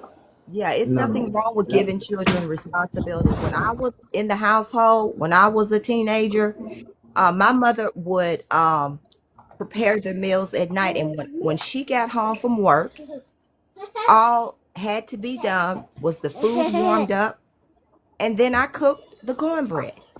And it was all about structure. We had structure in our home, and there is no structure in most of these homes now. It's nothing wrong with the child learning responsibilities. one of the quiet things that's happening. I'm not pointing no fingers right here at all at anybody. I'm just saying what's one of the things that's going on quietly in our hood here too, is we got a lot of parents that have now are not taking care of those kids. Now grandparents are taking those kids. I know a few grandparents that's trying to raise this 15-year-old boy, and she don't have the energy, and he Mm-hmm. don't want to. He don't want to just sit in the house all day. Mm-hmm. But she don't have the Say, energy. She don't have the energy to take him to practice or get him involved in stuff or even know how to do that. So it's just one. And I ain't putting no blame nowhere. I'm just saying this is one of the things that's happening in our say, community. say, True. Miss Kennedy. You know, like when I asked you that question earlier, I was coming from a sincere place, right? But and see, like I'm gonna say this: if if a woman chooses, I understand your perspective and what you're saying. What I was trying to get you to look at was this, right? That if that's what you choose, right, and that's what you think women should choose to find out who they are as people and get married late in life, this, that is absolutely your right, sis. I just want you to look at one thing. Look at the consequences that come of that. And if you're cool with those consequences, it's fine. But be honest about what the consequences are. Whether it's right or wrong, Mrs. Kennedy, whether it's right or wrong, men who want to start families don't look for women 35 and sometimes even 30. They just don't. I'm not making a judgment call on that, right? Uh, you look at this, Miss Kennedy. Typically, typically, whether it's right or wrong, women aren't gonna, just like men. They're gonna engage in sexual activity, right? Whether it's right or wrong, women are judged by a different standard. If you wait that long to try to get a husband, You got these idiots out here today. What do they say? Oh man, how many bodies you got? Women suffer because they wait so long. You Yeah. know, typically they're practicing. You know, they're not practicing the abstinence. When you wait that long, typically a lot of women have children out of wedlock, and typically, they wind up being single mothers waiting that long, and it's a whole different type of stigma that goes with that. So I, I'm and I'm not speaking on the right or wrong of it. It's just simply the way that the world views men and women differently, right? And that's all I'm saying. If women are willing to accept that and the negativity that comes with it, hey man, that's your right. I'm just saying, be honest about the consequences of it. That's all. The only point I was trying to make, sis.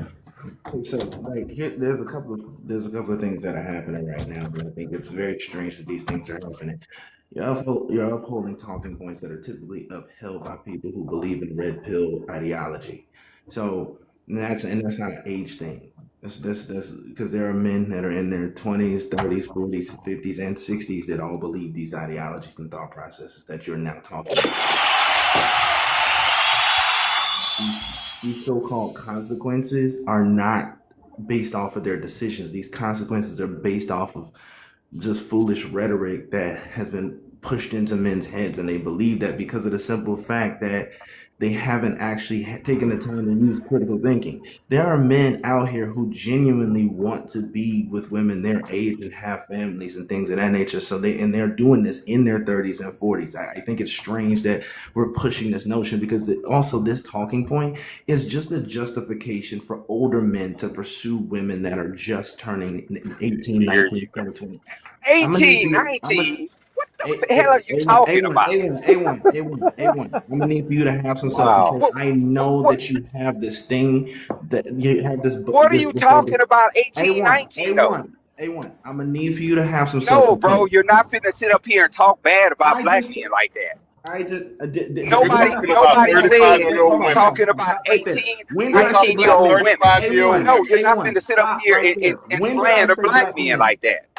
Okay, A1, well, when did I what say men are black you men? talking about?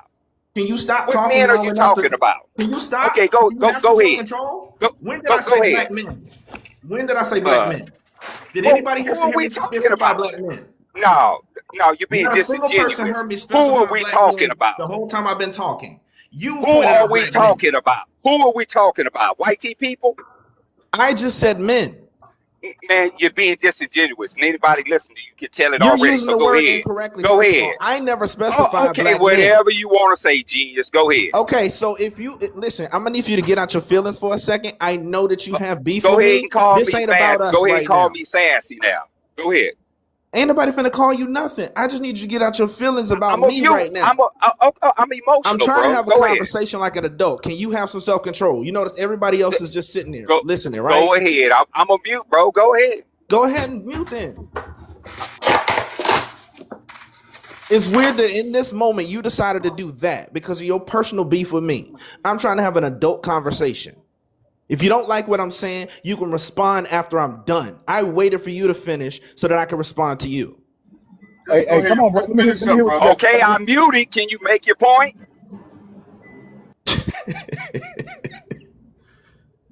That's sad, bro. That's sad. As I was saying, these are thought processes that typically are used to justify men pursuing younger women who haven't actually had their frontal lobe fully developed, have not actually lived any semblance of an adult life, are still in a space of naivete, and actually have not fully been able to establish themselves financially. To Kennedy's point, for somebody to want to actually make sure that they're in a more stable position, especially considering the fact that inflation is a thing and the kind of money that we make now, we make twice or three times as much as our parents did, but we are still struggling for the simple fact that the economy has shifted in a way where things are far more expensive. To get an apartment used to be $300, $400, $500. Now it costs $2,000 just to get a 2-bedroom. And that's halfway decent. Like, We have to pay attention to the reality of the things that are happening within our society, and stop just upholding talking points, and recognize that there are reasons for the things that are happening, and reasons for the why people are moving the way that they're moving, especially when it comes to women not wanting to have kids and have families right now. And those quote unquote consequences are not something that is the staple of society. It's just the ideology of certain people. Well, what you just said, I don't really understand, because when rent was $400 and $500, what was the average pay? You got to correlate the two. You want to talk? You can't triple your parents' salary and then the rent stay the same that it was when they were working. You can't do that. That's I very think that's very I think that's disingenuous to say that hold on. You rent saying was the back same in the thing he was day. saying. I'm No, literally y'all are saying the saying the same same thing. thing. You're actually Y'all are saying agreeing the with me. same You're actually thing. making No, my I'm point. not saying the same thing. I'm not You are. saying the same You're thing. making Because my what point you're right now. saying is what he just said is that they're making double and triple what their parents made, but back in the day rent was X, Y, and Z. Of course, rent is going to be more expensive because time evolves. It happens. But the question is, how are you living with the money that you're making when people say that they're struggling? What are you struggling with? Are you struggling with living, or are you struggling with impressing people? That's the And question you got to ask yourself. That's what you got to ask yourself. And I don't care if women want to wait and build themselves and the whole 9 yards. I get all of that. And I think that that's admirable. And I think that that is very respectful for them to take that stance and actually live it. But raising children requires a hell of a lot more than how much money you make. And if we're going to sit on this panel today and think that just because you got money that you are raising your child, no, you can support your child. But raising your child requires your presence, your time, your knowledge, your advice. It requires you. That's what raising children require. And you guys want to sit here and say, well, I understand you not making enough money and you can't provide. I get that. But there's much more to raising a family than making money. That's all I want to say. yeah, You but know, my question to you, D, is this. My question to you is this, because like you're conflating two things, and I think you're missing my point, because you're actually agreeing with me, and I don't think you realize it when I said the things that I said. You're also putting some kind of stereotype of like values. Like a lot of us are literally just trying to get by. That's another thing that you're not getting. But you're saying that because we're prioritizing having enough money to sustain ourselves and sustain our families, as if we're trying to say that that's the only thing that raises children. But let me ask you this, and this is a genuine question. How do you give that time, that attention, that focus, all of the things that you were talking about? How do you give that if you're busy working 2 jobs, you're busy working 14 hours a day, 5-6 days a week? How do you then give that to your child? You don't. You My just point don't. exactly. But at the end of the day, I know for a fact, as human beings, we figure it out. We balance it. We make it work. What you're looking for is an absolute way to be satisfied that you can do the things that you need to do, and life doesn't work that way all the time. You still have to figure it out. Right. say So D, let me so it's a more sound decision. Here's the takeaway D. from that, because you're absolutely right. So it's a more sound decision that if I'm in a position where I cannot figure it out, to just not have children. And that's the decision that I Kimmy is agree. talking I about. agree with you. I That's what agree she's with you. talking about. Hey I D, agree with you on it. But that wasn't what I answered with her was she said it was about money. That's what I answered to her about. Nothing else. That's all I say answered to her. But No, you're say it D. taking wasn't. you're taking it and you're running with what I responded to and trying to spin it. I'm not spinning it that she doesn't have the right to feel the way she feels, because she's a human being and she has every right to do that. But when you say that it's about money and you put money involved in it, there's much more to raising children, because I know plenty of people that make a lot of money in a 2-parent household and their children are horrible. Right, Say of D. course, but that's why I was in the comments and I said, like, heal your traumas before getting married and having kids. Right? Okay. That's one staple of it. And then I also said, make sure you know your values and traditions before having a family. Right? Because you may be one of those people, okay, what my people taught me, I don't think that is my value system. And in order for you to figure out what that is, you have to go into a period where you are figuring out yourself and who you are. not just doing what everyone else told you what you should be doing. But you're not going to be able to figure that out if you automatically just attach yourself to someone else and then their ideologies or their traditions or whatever. You see what I'm saying? Like, that's what I'm saying. We Figure do out that who as you adults are already. first. You We said do what? that as adults already. We do that as adults. When you become an adult, you recognize, you form your own identity of who you're going to be and what type of adult the world will see. You do that on your own. Not Now, if you necessarily. decide, well, Not you should. necessarily. No, You not should. necessarily. Because and this is what I'm saying. I'm in school right now, and we in class had interviewed women that were between the ages of 50 and 65. And every single one of them, and it was regardless of race. There was a white woman there. There was a Indian, Latino, Black, everybody, Asian, everybody. All of them were married for a very long time and had kids, and now they are now empty nesters. Every single one of them literally said they did not have time to actually figure out who they were as women until So, everyone already, hold on, bro. Can I finish, please? Until every single one of them, their kids actually left and went to college and they actually had time to sit with themselves. They literally had to refigure out who they were and what their hobbies were. What did they like? What they didn't like? Because they simply did not have time or the chance or the space to even go ahead and do that. And they said if they had the time and space, they would have raised their children differently instead of doing in automatic play mode what was taught to them. And they regretted that. And that's what I'm saying. And Kennedy, It's different between men and women. Like, I'm not understanding what you guys are now, like. Kennedy, I Oh my agree. I God. agree. Kennedy, I agree with you. Everything you just said, Kennedy, I absolutely agree with, sis. Because it's true. Regardless of the race of women, what you said is absolutely true. That is why I said everybody has a right to choose and make their own decision. If you, it is just simply consequences, and they go with either choice you make. If you choose to have a family at a not even an early age, but say in your 30s, more than likely you're making a sacrifice and you're going to give up a whole lot of yourself in your life in order to choose this other life. Men have to make the same choice. So that's the point I'm making. What you said is absolutely right. It's all the point that I try to get across to men and women is this. If you're going to get married and have a family, understand this. It's going to be sacrifices that you're going to have to make. And the primary one is this. And we've all heard it before. You give up the life that you live for yourself because you're going to have to be living your life for other people. I just don't put a right or wrong in it. If you choose to do this, to be single and wait, even though the odds might be against you, that's fine. There's nothing wrong with that. But Kennedy, it is also nothing wrong with women and men who do decide to make that choice. You know, I work with youth, and I tell them they got to pick their heart. And what I mean by that, yes, it's hard picking one woman and staying with that one woman, not messing with nobody else.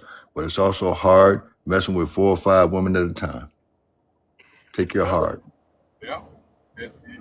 As a man, you have to decide because there are a lot of good men on the face of this earth that stood tall for their family and did what they had to do. I just find it very interesting that when it comes down to us discussing the man, it's always the negative. There is never a rebuttal to the good that's being done because as adults, we all agree that there are good and bad people on the face of this earth. There are people that will give you good advice, and then there's people that will walk you right off the cliff. At the end of the day, when you become an adult, you have to understand, and that's where parenting comes in, I believe, because my father was very simple. There are a lot of things he did that I would deem right, and then there are a lot of things that he did that I probably would deem wrong. And his challenge to me was what he did wrong or I thought he did wrong, change it. Don't pursue it. Don't hold on to it and then say that you are the reason that I am here. I had to take on my own identity as a human being and do what was right Man, for my life. Period. You know your daddy was a dirty old man who like 18 and 19 year old. Stop it, bro. You know you Yep. dirty old men. Well, You know what you want. You're gonna be at the high school when the school bell ring trying to get them young girls. You and dog. and and what we understand as people, not as people, is there are people out there like that, but there are a lot No, of we're people out all there like that are that. not like that. There are a All lot No, of you people old out no, there that are Negroes not like like that. that. no. My All daddy, you old Negroes dad, like that. my daddy was a hoe, and I made sure I wasn't one. So we broke that You curse. you ain't no exception to the because norm. because If you at over some 30, point you in a your old life dirty you dog. took on your own identity, and the things that you did not like, that you saw, you did not pursue, or you changed. And at the end of the day, what I need for people to understand is, as an adult, as you become an adult or full season adult, you are responsible for the decisions that you make in your life. No one else is. Don't tell me what you was taught and you walk down a cliff and then you want to complain about it. If it doesn't work for you, then make a change. Hmm. What are we really doing here? What are we really saying here? But I do know for a fact, if you decide to have a family, if you decide to have a family, and if that family means anything to you, then it becomes your number one priority. And everything you do in your life revolves around that family. So are there things you're going to miss in your life? Hell yeah. But I tell you what, the gratification of knowing that your children and your wife and your house is in order goes a very, very long way. And if you lost yourself when those kids got older, go find yourself. But there's a sacrifice that's required when you raise children. And if you don't want to compromise with anybody about your life, I agree with you, Kennedy. Don't have children. Just keep it You moving. you are It one. could be You so simple. No, really, it could be so simple. But go ahead, Mr. Steve. I I'm was just gonna sorry. say he's 100% right. I guess because I had my first child coming out the Marine Corps. In the Marine Corps, we partying and drinking and smoking and all that, and I had to change all that once I had a child. I had to put myself to the side. I had to stop going. I couldn't go. I had enough clubs. I couldn't go to clubs no more. Stayed at home and watched Barney. I land my plane. Because that becomes your priority, and that's where we go wrong at. Is priority now is having enough money to throw. You want to throw money at it, but children are different. Families are different. That's why the family is not working anymore, because it's not about the morals or the characteristic from within. It's about how much money we got. It's about how many people we can impress. It's about the things that we can buy and the things we can throw in the way to solve the issues that we don't want to face. But So I if you kind of don't want to felt. have children, Mhm. if you don't want that responsibility, because that responsibility comes with having a child from a mother's standpoint or a father's standpoint. And we all recognize that we have good parents, we have good kids, we have bad kids. But most women and most men that love their kids have sacrificed something in their lives for their children to be able to be successful and be decent human beings. Period. Doesn't matter who it is. Right, but also it's not. I think some of it is kind of deeper than money. I feel like we kind of fixate on the money because we're like, okay, if I'm making enough, then it will solve all of my problems. But then it doesn't. But then when you go to your elders and try to have the deep, hard, dark conversations with your elders about what it was like them raising you or the family structure, because you're trying to heal the cracks in the cement of the foundation of your family structure, and then you're met with resistance, it does something to you to where it's like, you like, I'm talking to you because you're my parent and this is supposed to be safe where I could express myself, and all you're giving me is hostility. So how That's do you, that's a problem, bro. but you got to look at where you're getting your information from. Maybe you need to try somebody different. But don't hold everybody accountable because your elders are telling you something that you don't agree with or something that you No, no, don't believe. I'm saying And having a then at the, conversation. and then at the end Mhm. of the day, if you notice that that information is not what you ride with, it's not what your understanding is, build your own. Set your own foundation. And if you allow people to come in and destroy your foundation, whose problem is that? But what I'm saying is, your foundation is your family structure. So basically what you're saying, if that foundation cannot be fixed, just go ahead and separate from your entire family structure and just No one, create your no one own. is saying You're talking separate about from your. I'm talking about having the deep, dark conversations with the elders of your family structure to I know, help but honey, heal it. Wait, what I'm saying is to help heal it. And in order for it to heal it, you're going to have some deep conversations that may not be comfortable. And when you try to do that with your elders, we are often met with resistance. what, And that is a problem because we are supposed to be able to have that space to talk to our parents about everything. They say to us all the time, baby, you could talk to me about anything. Whenever, you could talk to me, you could tell me about it, yada, yada, yada. But when the conversation focal point is them, then it turns into something else. well, But honey, thank you. I I'm not I too can sure when I could tap tell you in, this. but can someone let me know when I could tap in? Because Okay, I I can don't tell know you. who the host is, so I'm so sorry. I'm not trying to Okay, interrupt. Hey, I can tell you this, wait, darling. wait a minute. Give me a second. I'm so Because sorry. I don't know. I mean, yeah, I used to go live all the time, and I'm just starting back with it. And whatever, my phone must be not with it because my phone been overheating, so I've been on mute. But I've been listening. It's been a good conversation. The conversation started with the question of the day that we have here. So, but yeah. So I am the host. But you can go ahead. I land my plane there, and y'all can continue the conversation. Thank What you. I would tell you is if you take the time out and look at the reason why it's so hard to compare what the elders did versus what you're doing was because you don't endure what they've endured. You haven't endured what they. A lot of our parents went through things that we know nothing, absolutely nothing about. They endured things that we know nothing about, and then they shield you from those things so that you don't have to experience what they've gone through. And I'm not saying that that's the case all the time, but at the end of the day, if you go to your elders and you get pushback from it, you ever considered that that is a trigger for them, that takes them to a place that they have fought to get away from? And who are you to want to bring that back up to them? If you see that something is being said by anybody or the advice that you're getting from someone does not work with you, then do something different. Go down a different avenue because you could be doing something to somebody that they don't want to relive. That's just life. But at the end of the day, that's not what it's about. You want an answer. You want an answer for them, regardless of the cost. It doesn't matter. And if you don't get that answer, then it's a problem. And that's where the issue is. Sometimes people don't have answers for your problem. You got to solve them yourself.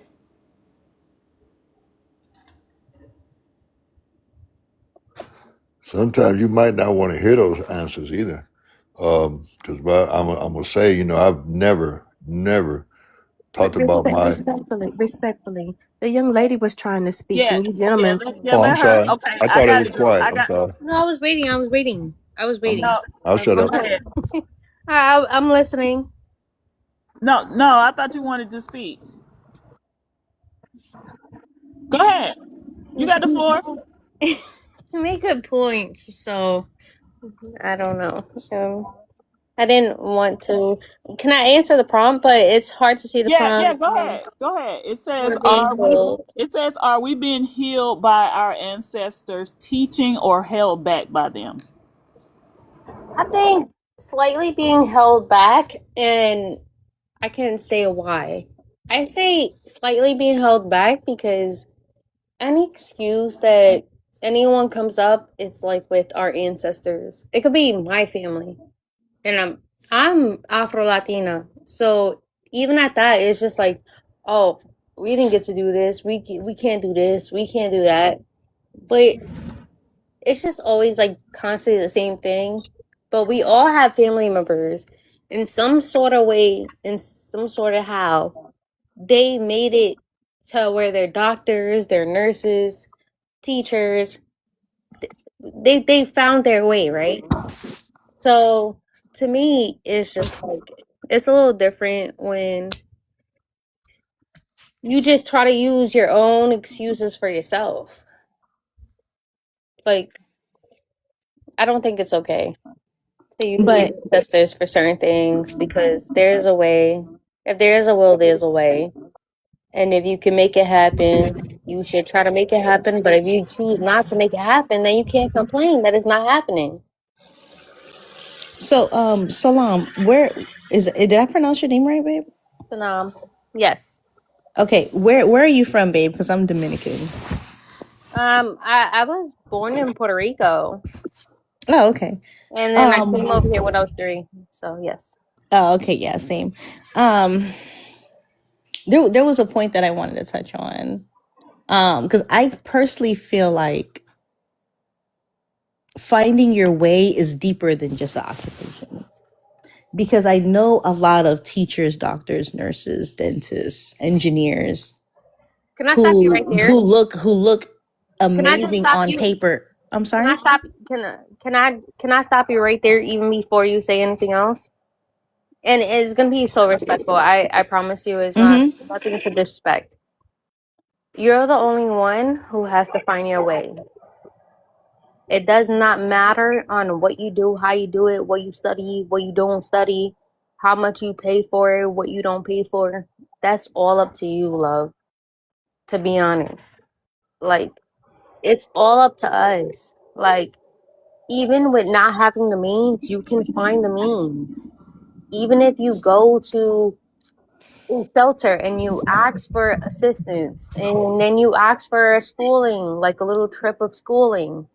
I mean, like a little trade school. There's so many ways for you to up your life. There's just no way for anyone, even. I'm sorry. There's just no way.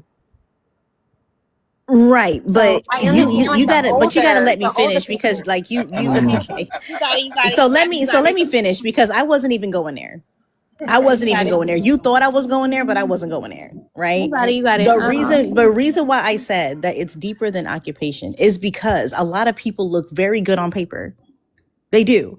However, when it comes to that eternal work and actually knowing exactly who they are to the innermost of their core, they are still lost because they haven't had the time or the space to be able to do that, or even the guidance, which is why a lot of people are throwing around therapy.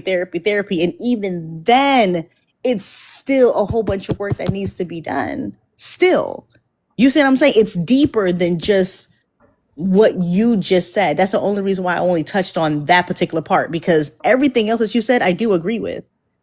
And I land. Thank you. When do you have the So conversation with you to I've been find out who waiting you are and what you are about and respectfully, what do you want? respectfully. I've been sitting here for a very long time, sir. Go ahead, Respectfully. Jordan. My goodness. One of the problems I think we have in our community, and this is just my opinion, one of the problems is I think that we do a whole lot of, what is that word my father uses? Prostelying is the word he uses.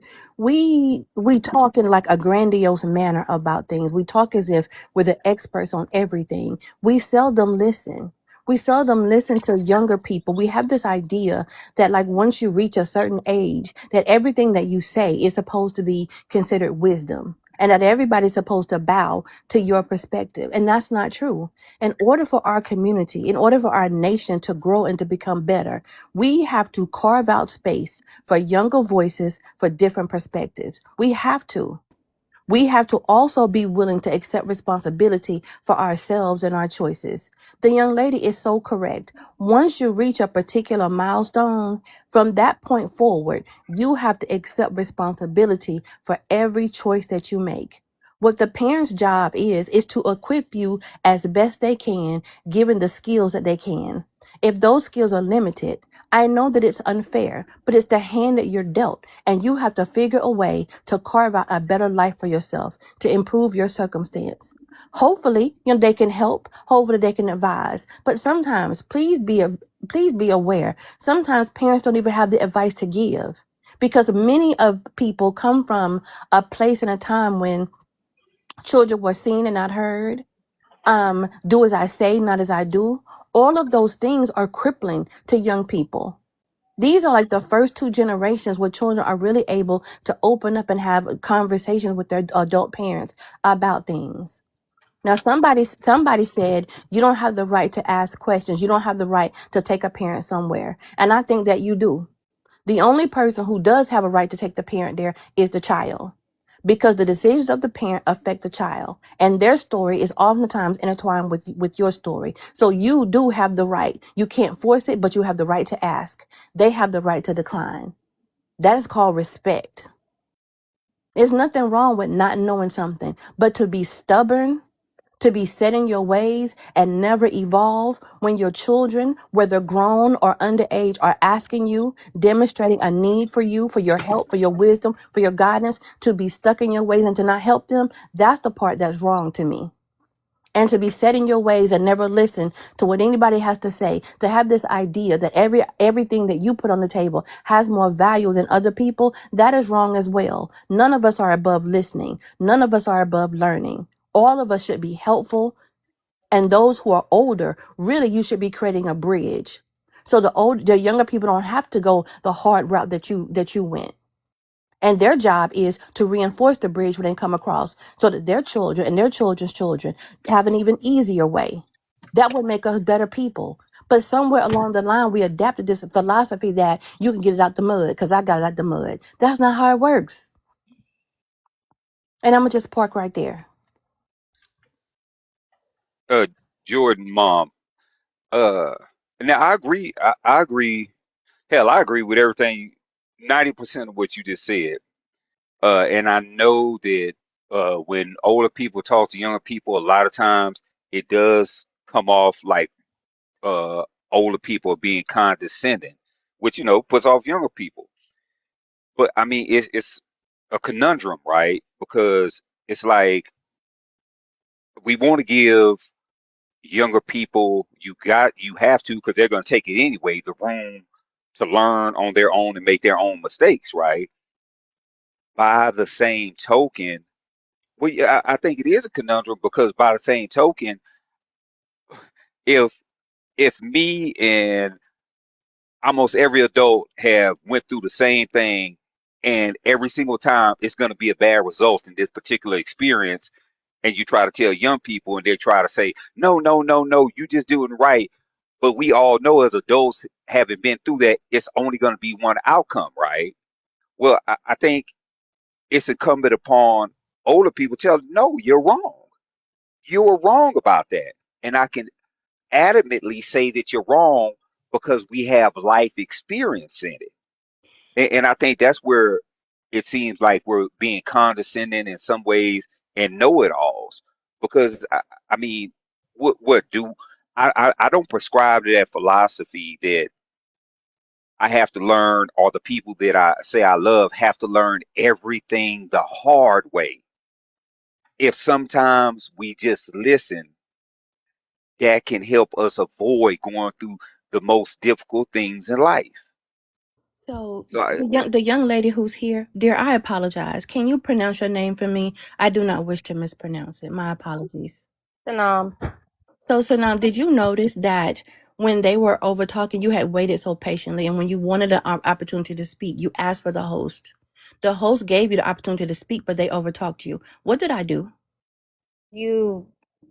You literally just like dimmed it down. Like you didn't over speak anyone. Right, but I Like, stepped in for you, and I said, yeah, it thank is you. I all right. appreciate that. And Because I that's all wasn't I'm saying nothing wrong. I was just trying to make a right. point, but And my that's the point whole wasn't getting across apparently. right. But it's okay though. The whole purpose of me traveling these lives and having conversations with people is to be a real life demonstration of you have to carve out space for these young people to be able to be comfortable giving their voice.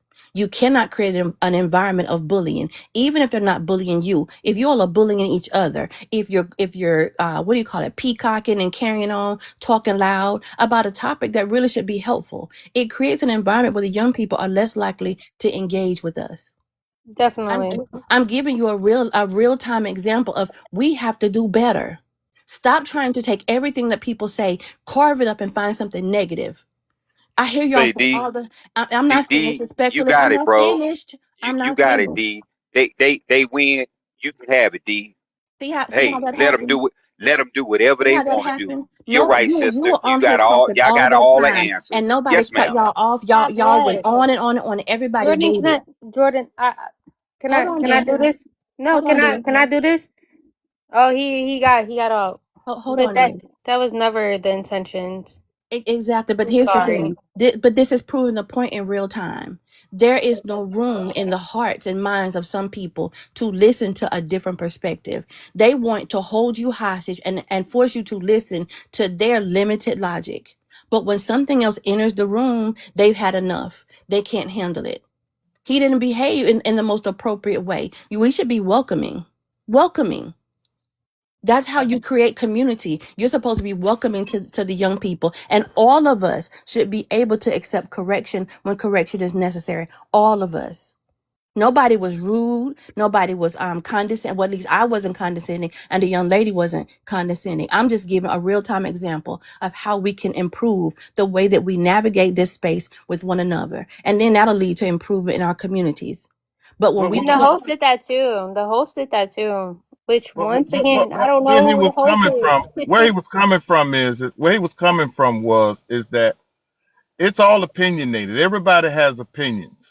Everybody has an opinion. No one is here trying to force what we believe onto anybody, but we're having a conversation where you can say something that I just don't agree with, and I can come back and I can rebuttal you.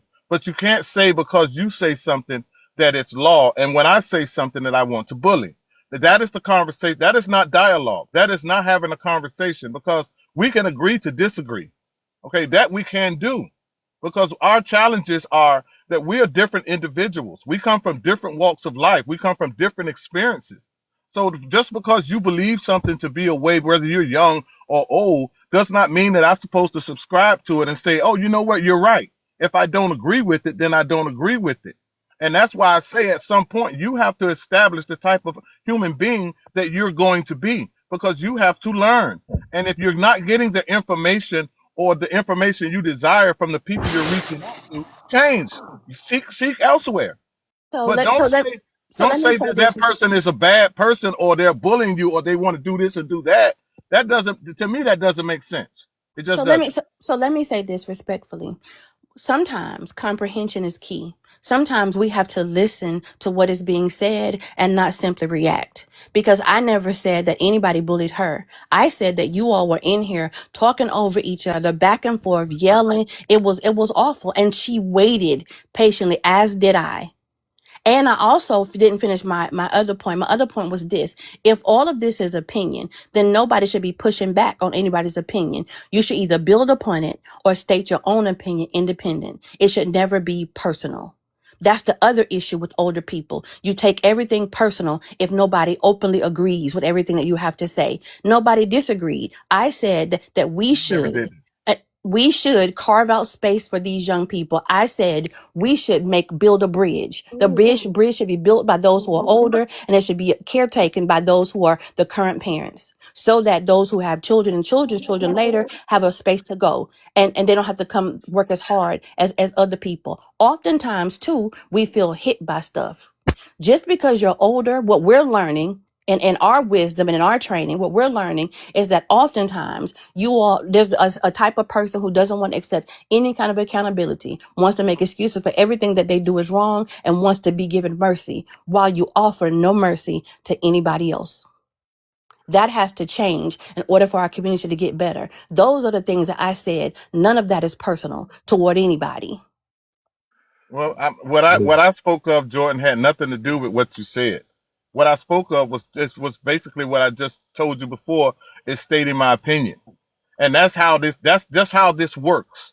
That's just how it works. When you say listen for comprehension, I had nothing to say about what you said because a lot of the things you say I do agree with. I really, really do. But at the end of the day, you at some point as an adult, you have to take responsibility for your life. You do. You have to seek out the knowledge, you have to seek out the information, and you have to listen to it or not listen to it. That's what you have to do.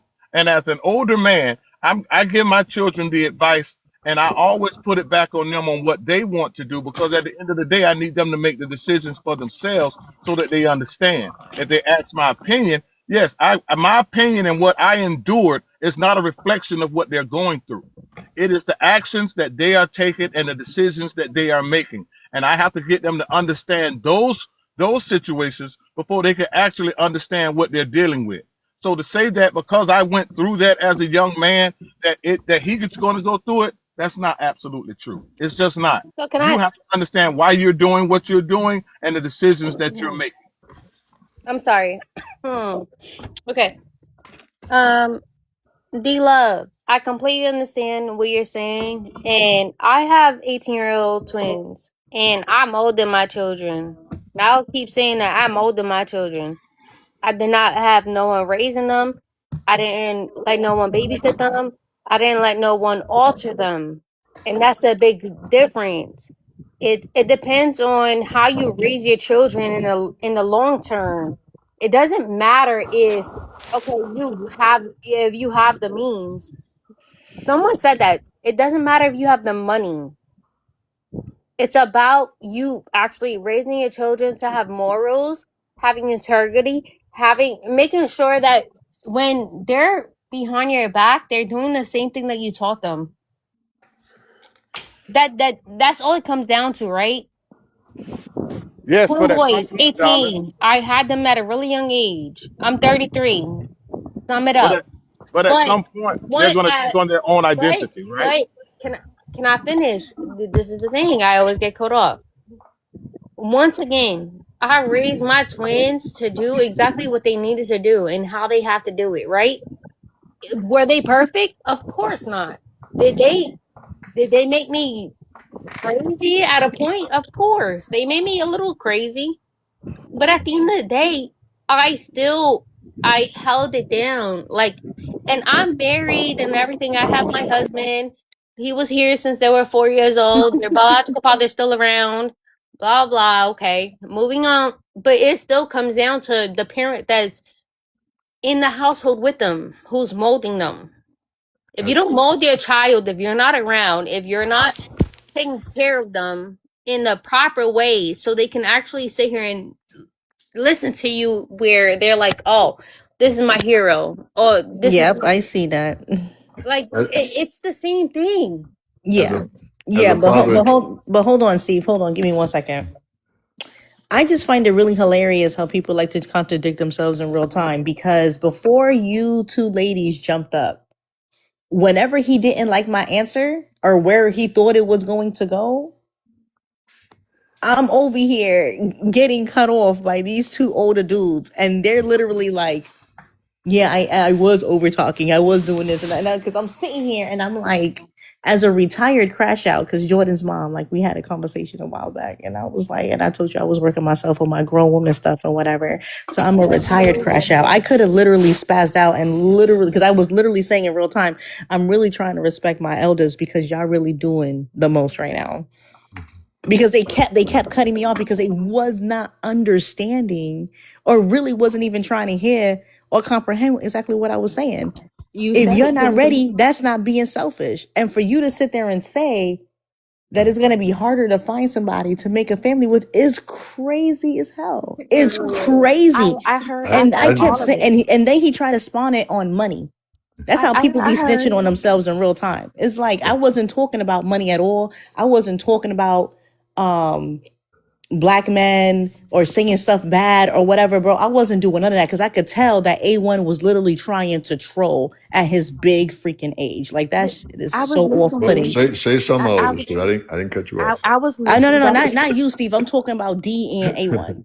So Nah, I was listening. Steve and Hot Rod were cool. Hold on, But the Kennedy. thing is, the only issue, my Hold on, only issue that I Kennedy. was having, Steve, was that you and Hot Rod let that shit ride, and you did not check them No, at Hold their hold big on. ages over there acting like that. Like, that shit is Hold, I Kennedy, crazy. hold on, dear. I Hold really on. tried to cut him Go off. ahead, ma'am. Hold Go on. ahead, baby. Hold on.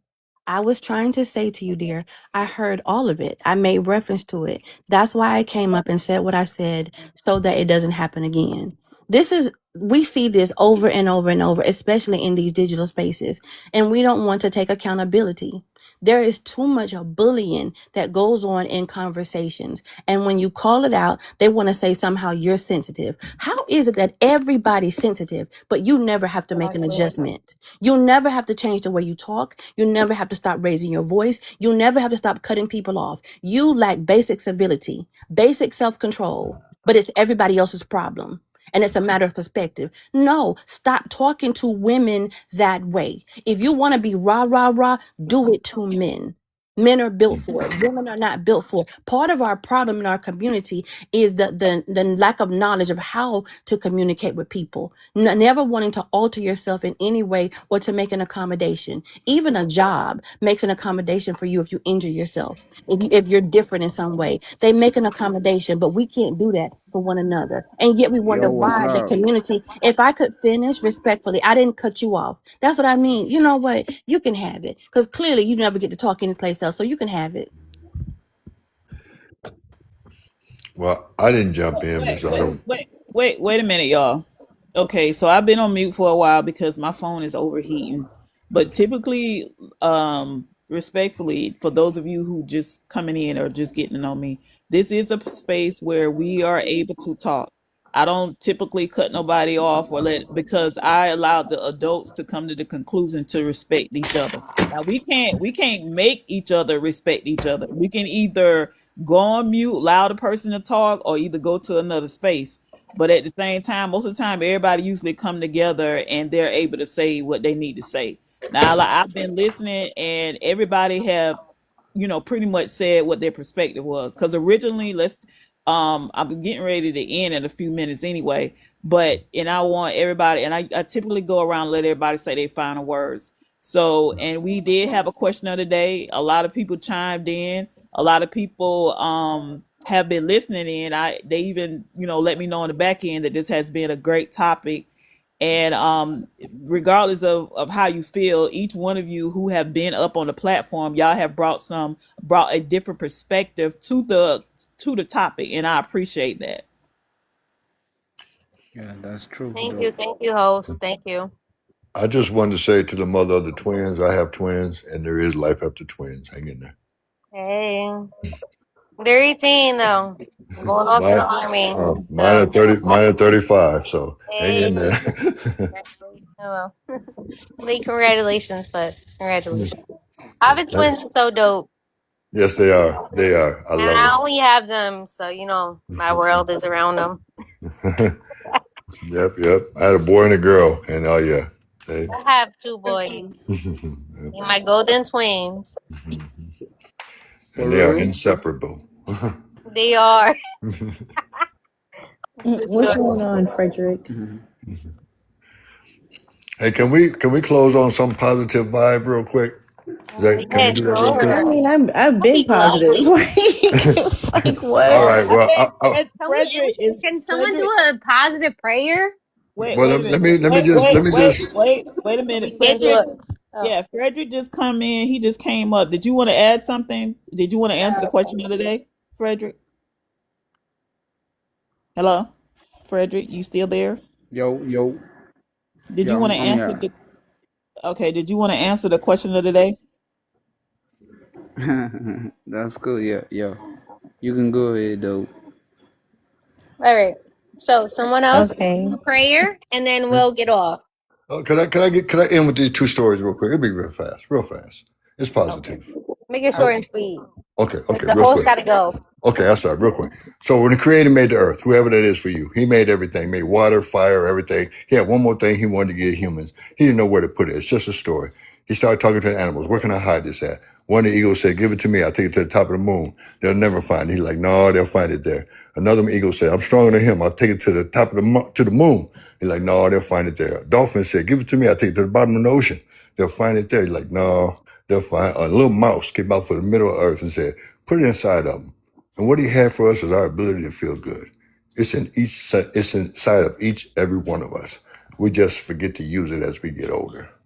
Get in touch with your ability to feel good. Everybody has it. Now here's my second one. ANTS. It's an acronym. Stands for automatic negative thoughts. We as human beings have over 60,000 thoughts a day. You thinking right now, what the hell he talking about? Your mind never stops thinking. You can't control what thoughts come into your head. You can't. But you control which ones you keep thinking about. I work with kids, like I tell them, you ever be standing on the bus stop waiting on the bus? Do you get on every bus that comes past? No, you just get on the ones that take you where you want to go. Thoughts are just like that. Don't jump on every thought you have. Change your thinking, you change the way you feel. Choose to feel good. I'll land my plane. That was amazing. I like that. So Thank V, you. she Is asked this about book? a prayer. Is that appropriate? because um Can you do a prayer? hold on, dear, hold on. I'm waiting for the Well, host. Respectfully, please. I'm just waiting for the host. I like to get permission, and then I would like to have the consent of those who are present. Consent is always necessary. Yeah, I think it's necessary too to get consent with everybody that's on the panel because I mean it's because everybody don't want everybody praying over them.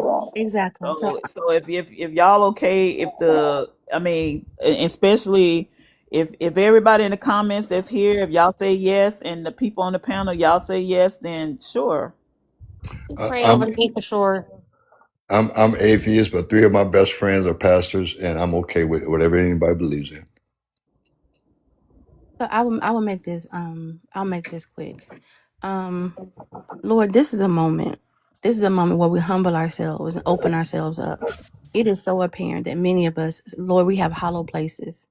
There are places where our souls have been broken and unrepaired. And sometimes those repairs cause us to act other than ways that we should. It would be my request, it would be my prayer today, Lord, that you would inflate us, inflate those hollow spaces, fill those empty spaces with righteousness, that we may be born with kinder, decent, caring people to ourselves and to our brethren. Amen. Amen. Amen. All right. So all hearts and minds are clear. Everybody good? Oh yeah, I've been good. Okay. We're good. The only Don't listen. the only thing that I want to say Okay. before we close out is this question was more needed than a lot of people thought. Like this Mm-hmm. is going to go really deep really fast if you allow it to and have the open space to give it that, right?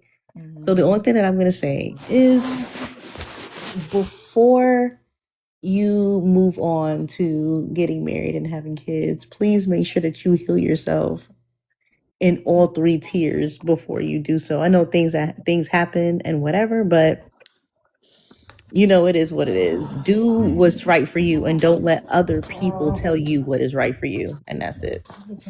Right. I totally agree. My oldest child is 35. He don't have any children. I have a 27-year-old that don't have children. My 33-year-old, she has two children, but again, I tell them all, the same thing. Take your time. Make sure you're making the right choice with who you're having children with. I'm very transparent about my choice originally. So, and I thank God that they learned a lot from my mistakes because a lot of times we don't think people can learn from the things that we didn't do, but they do learn. And I'm glad that my sons chose not to go down that path of having a slinging their pee everywhere and having a bunch of kids and not being able to take care of them.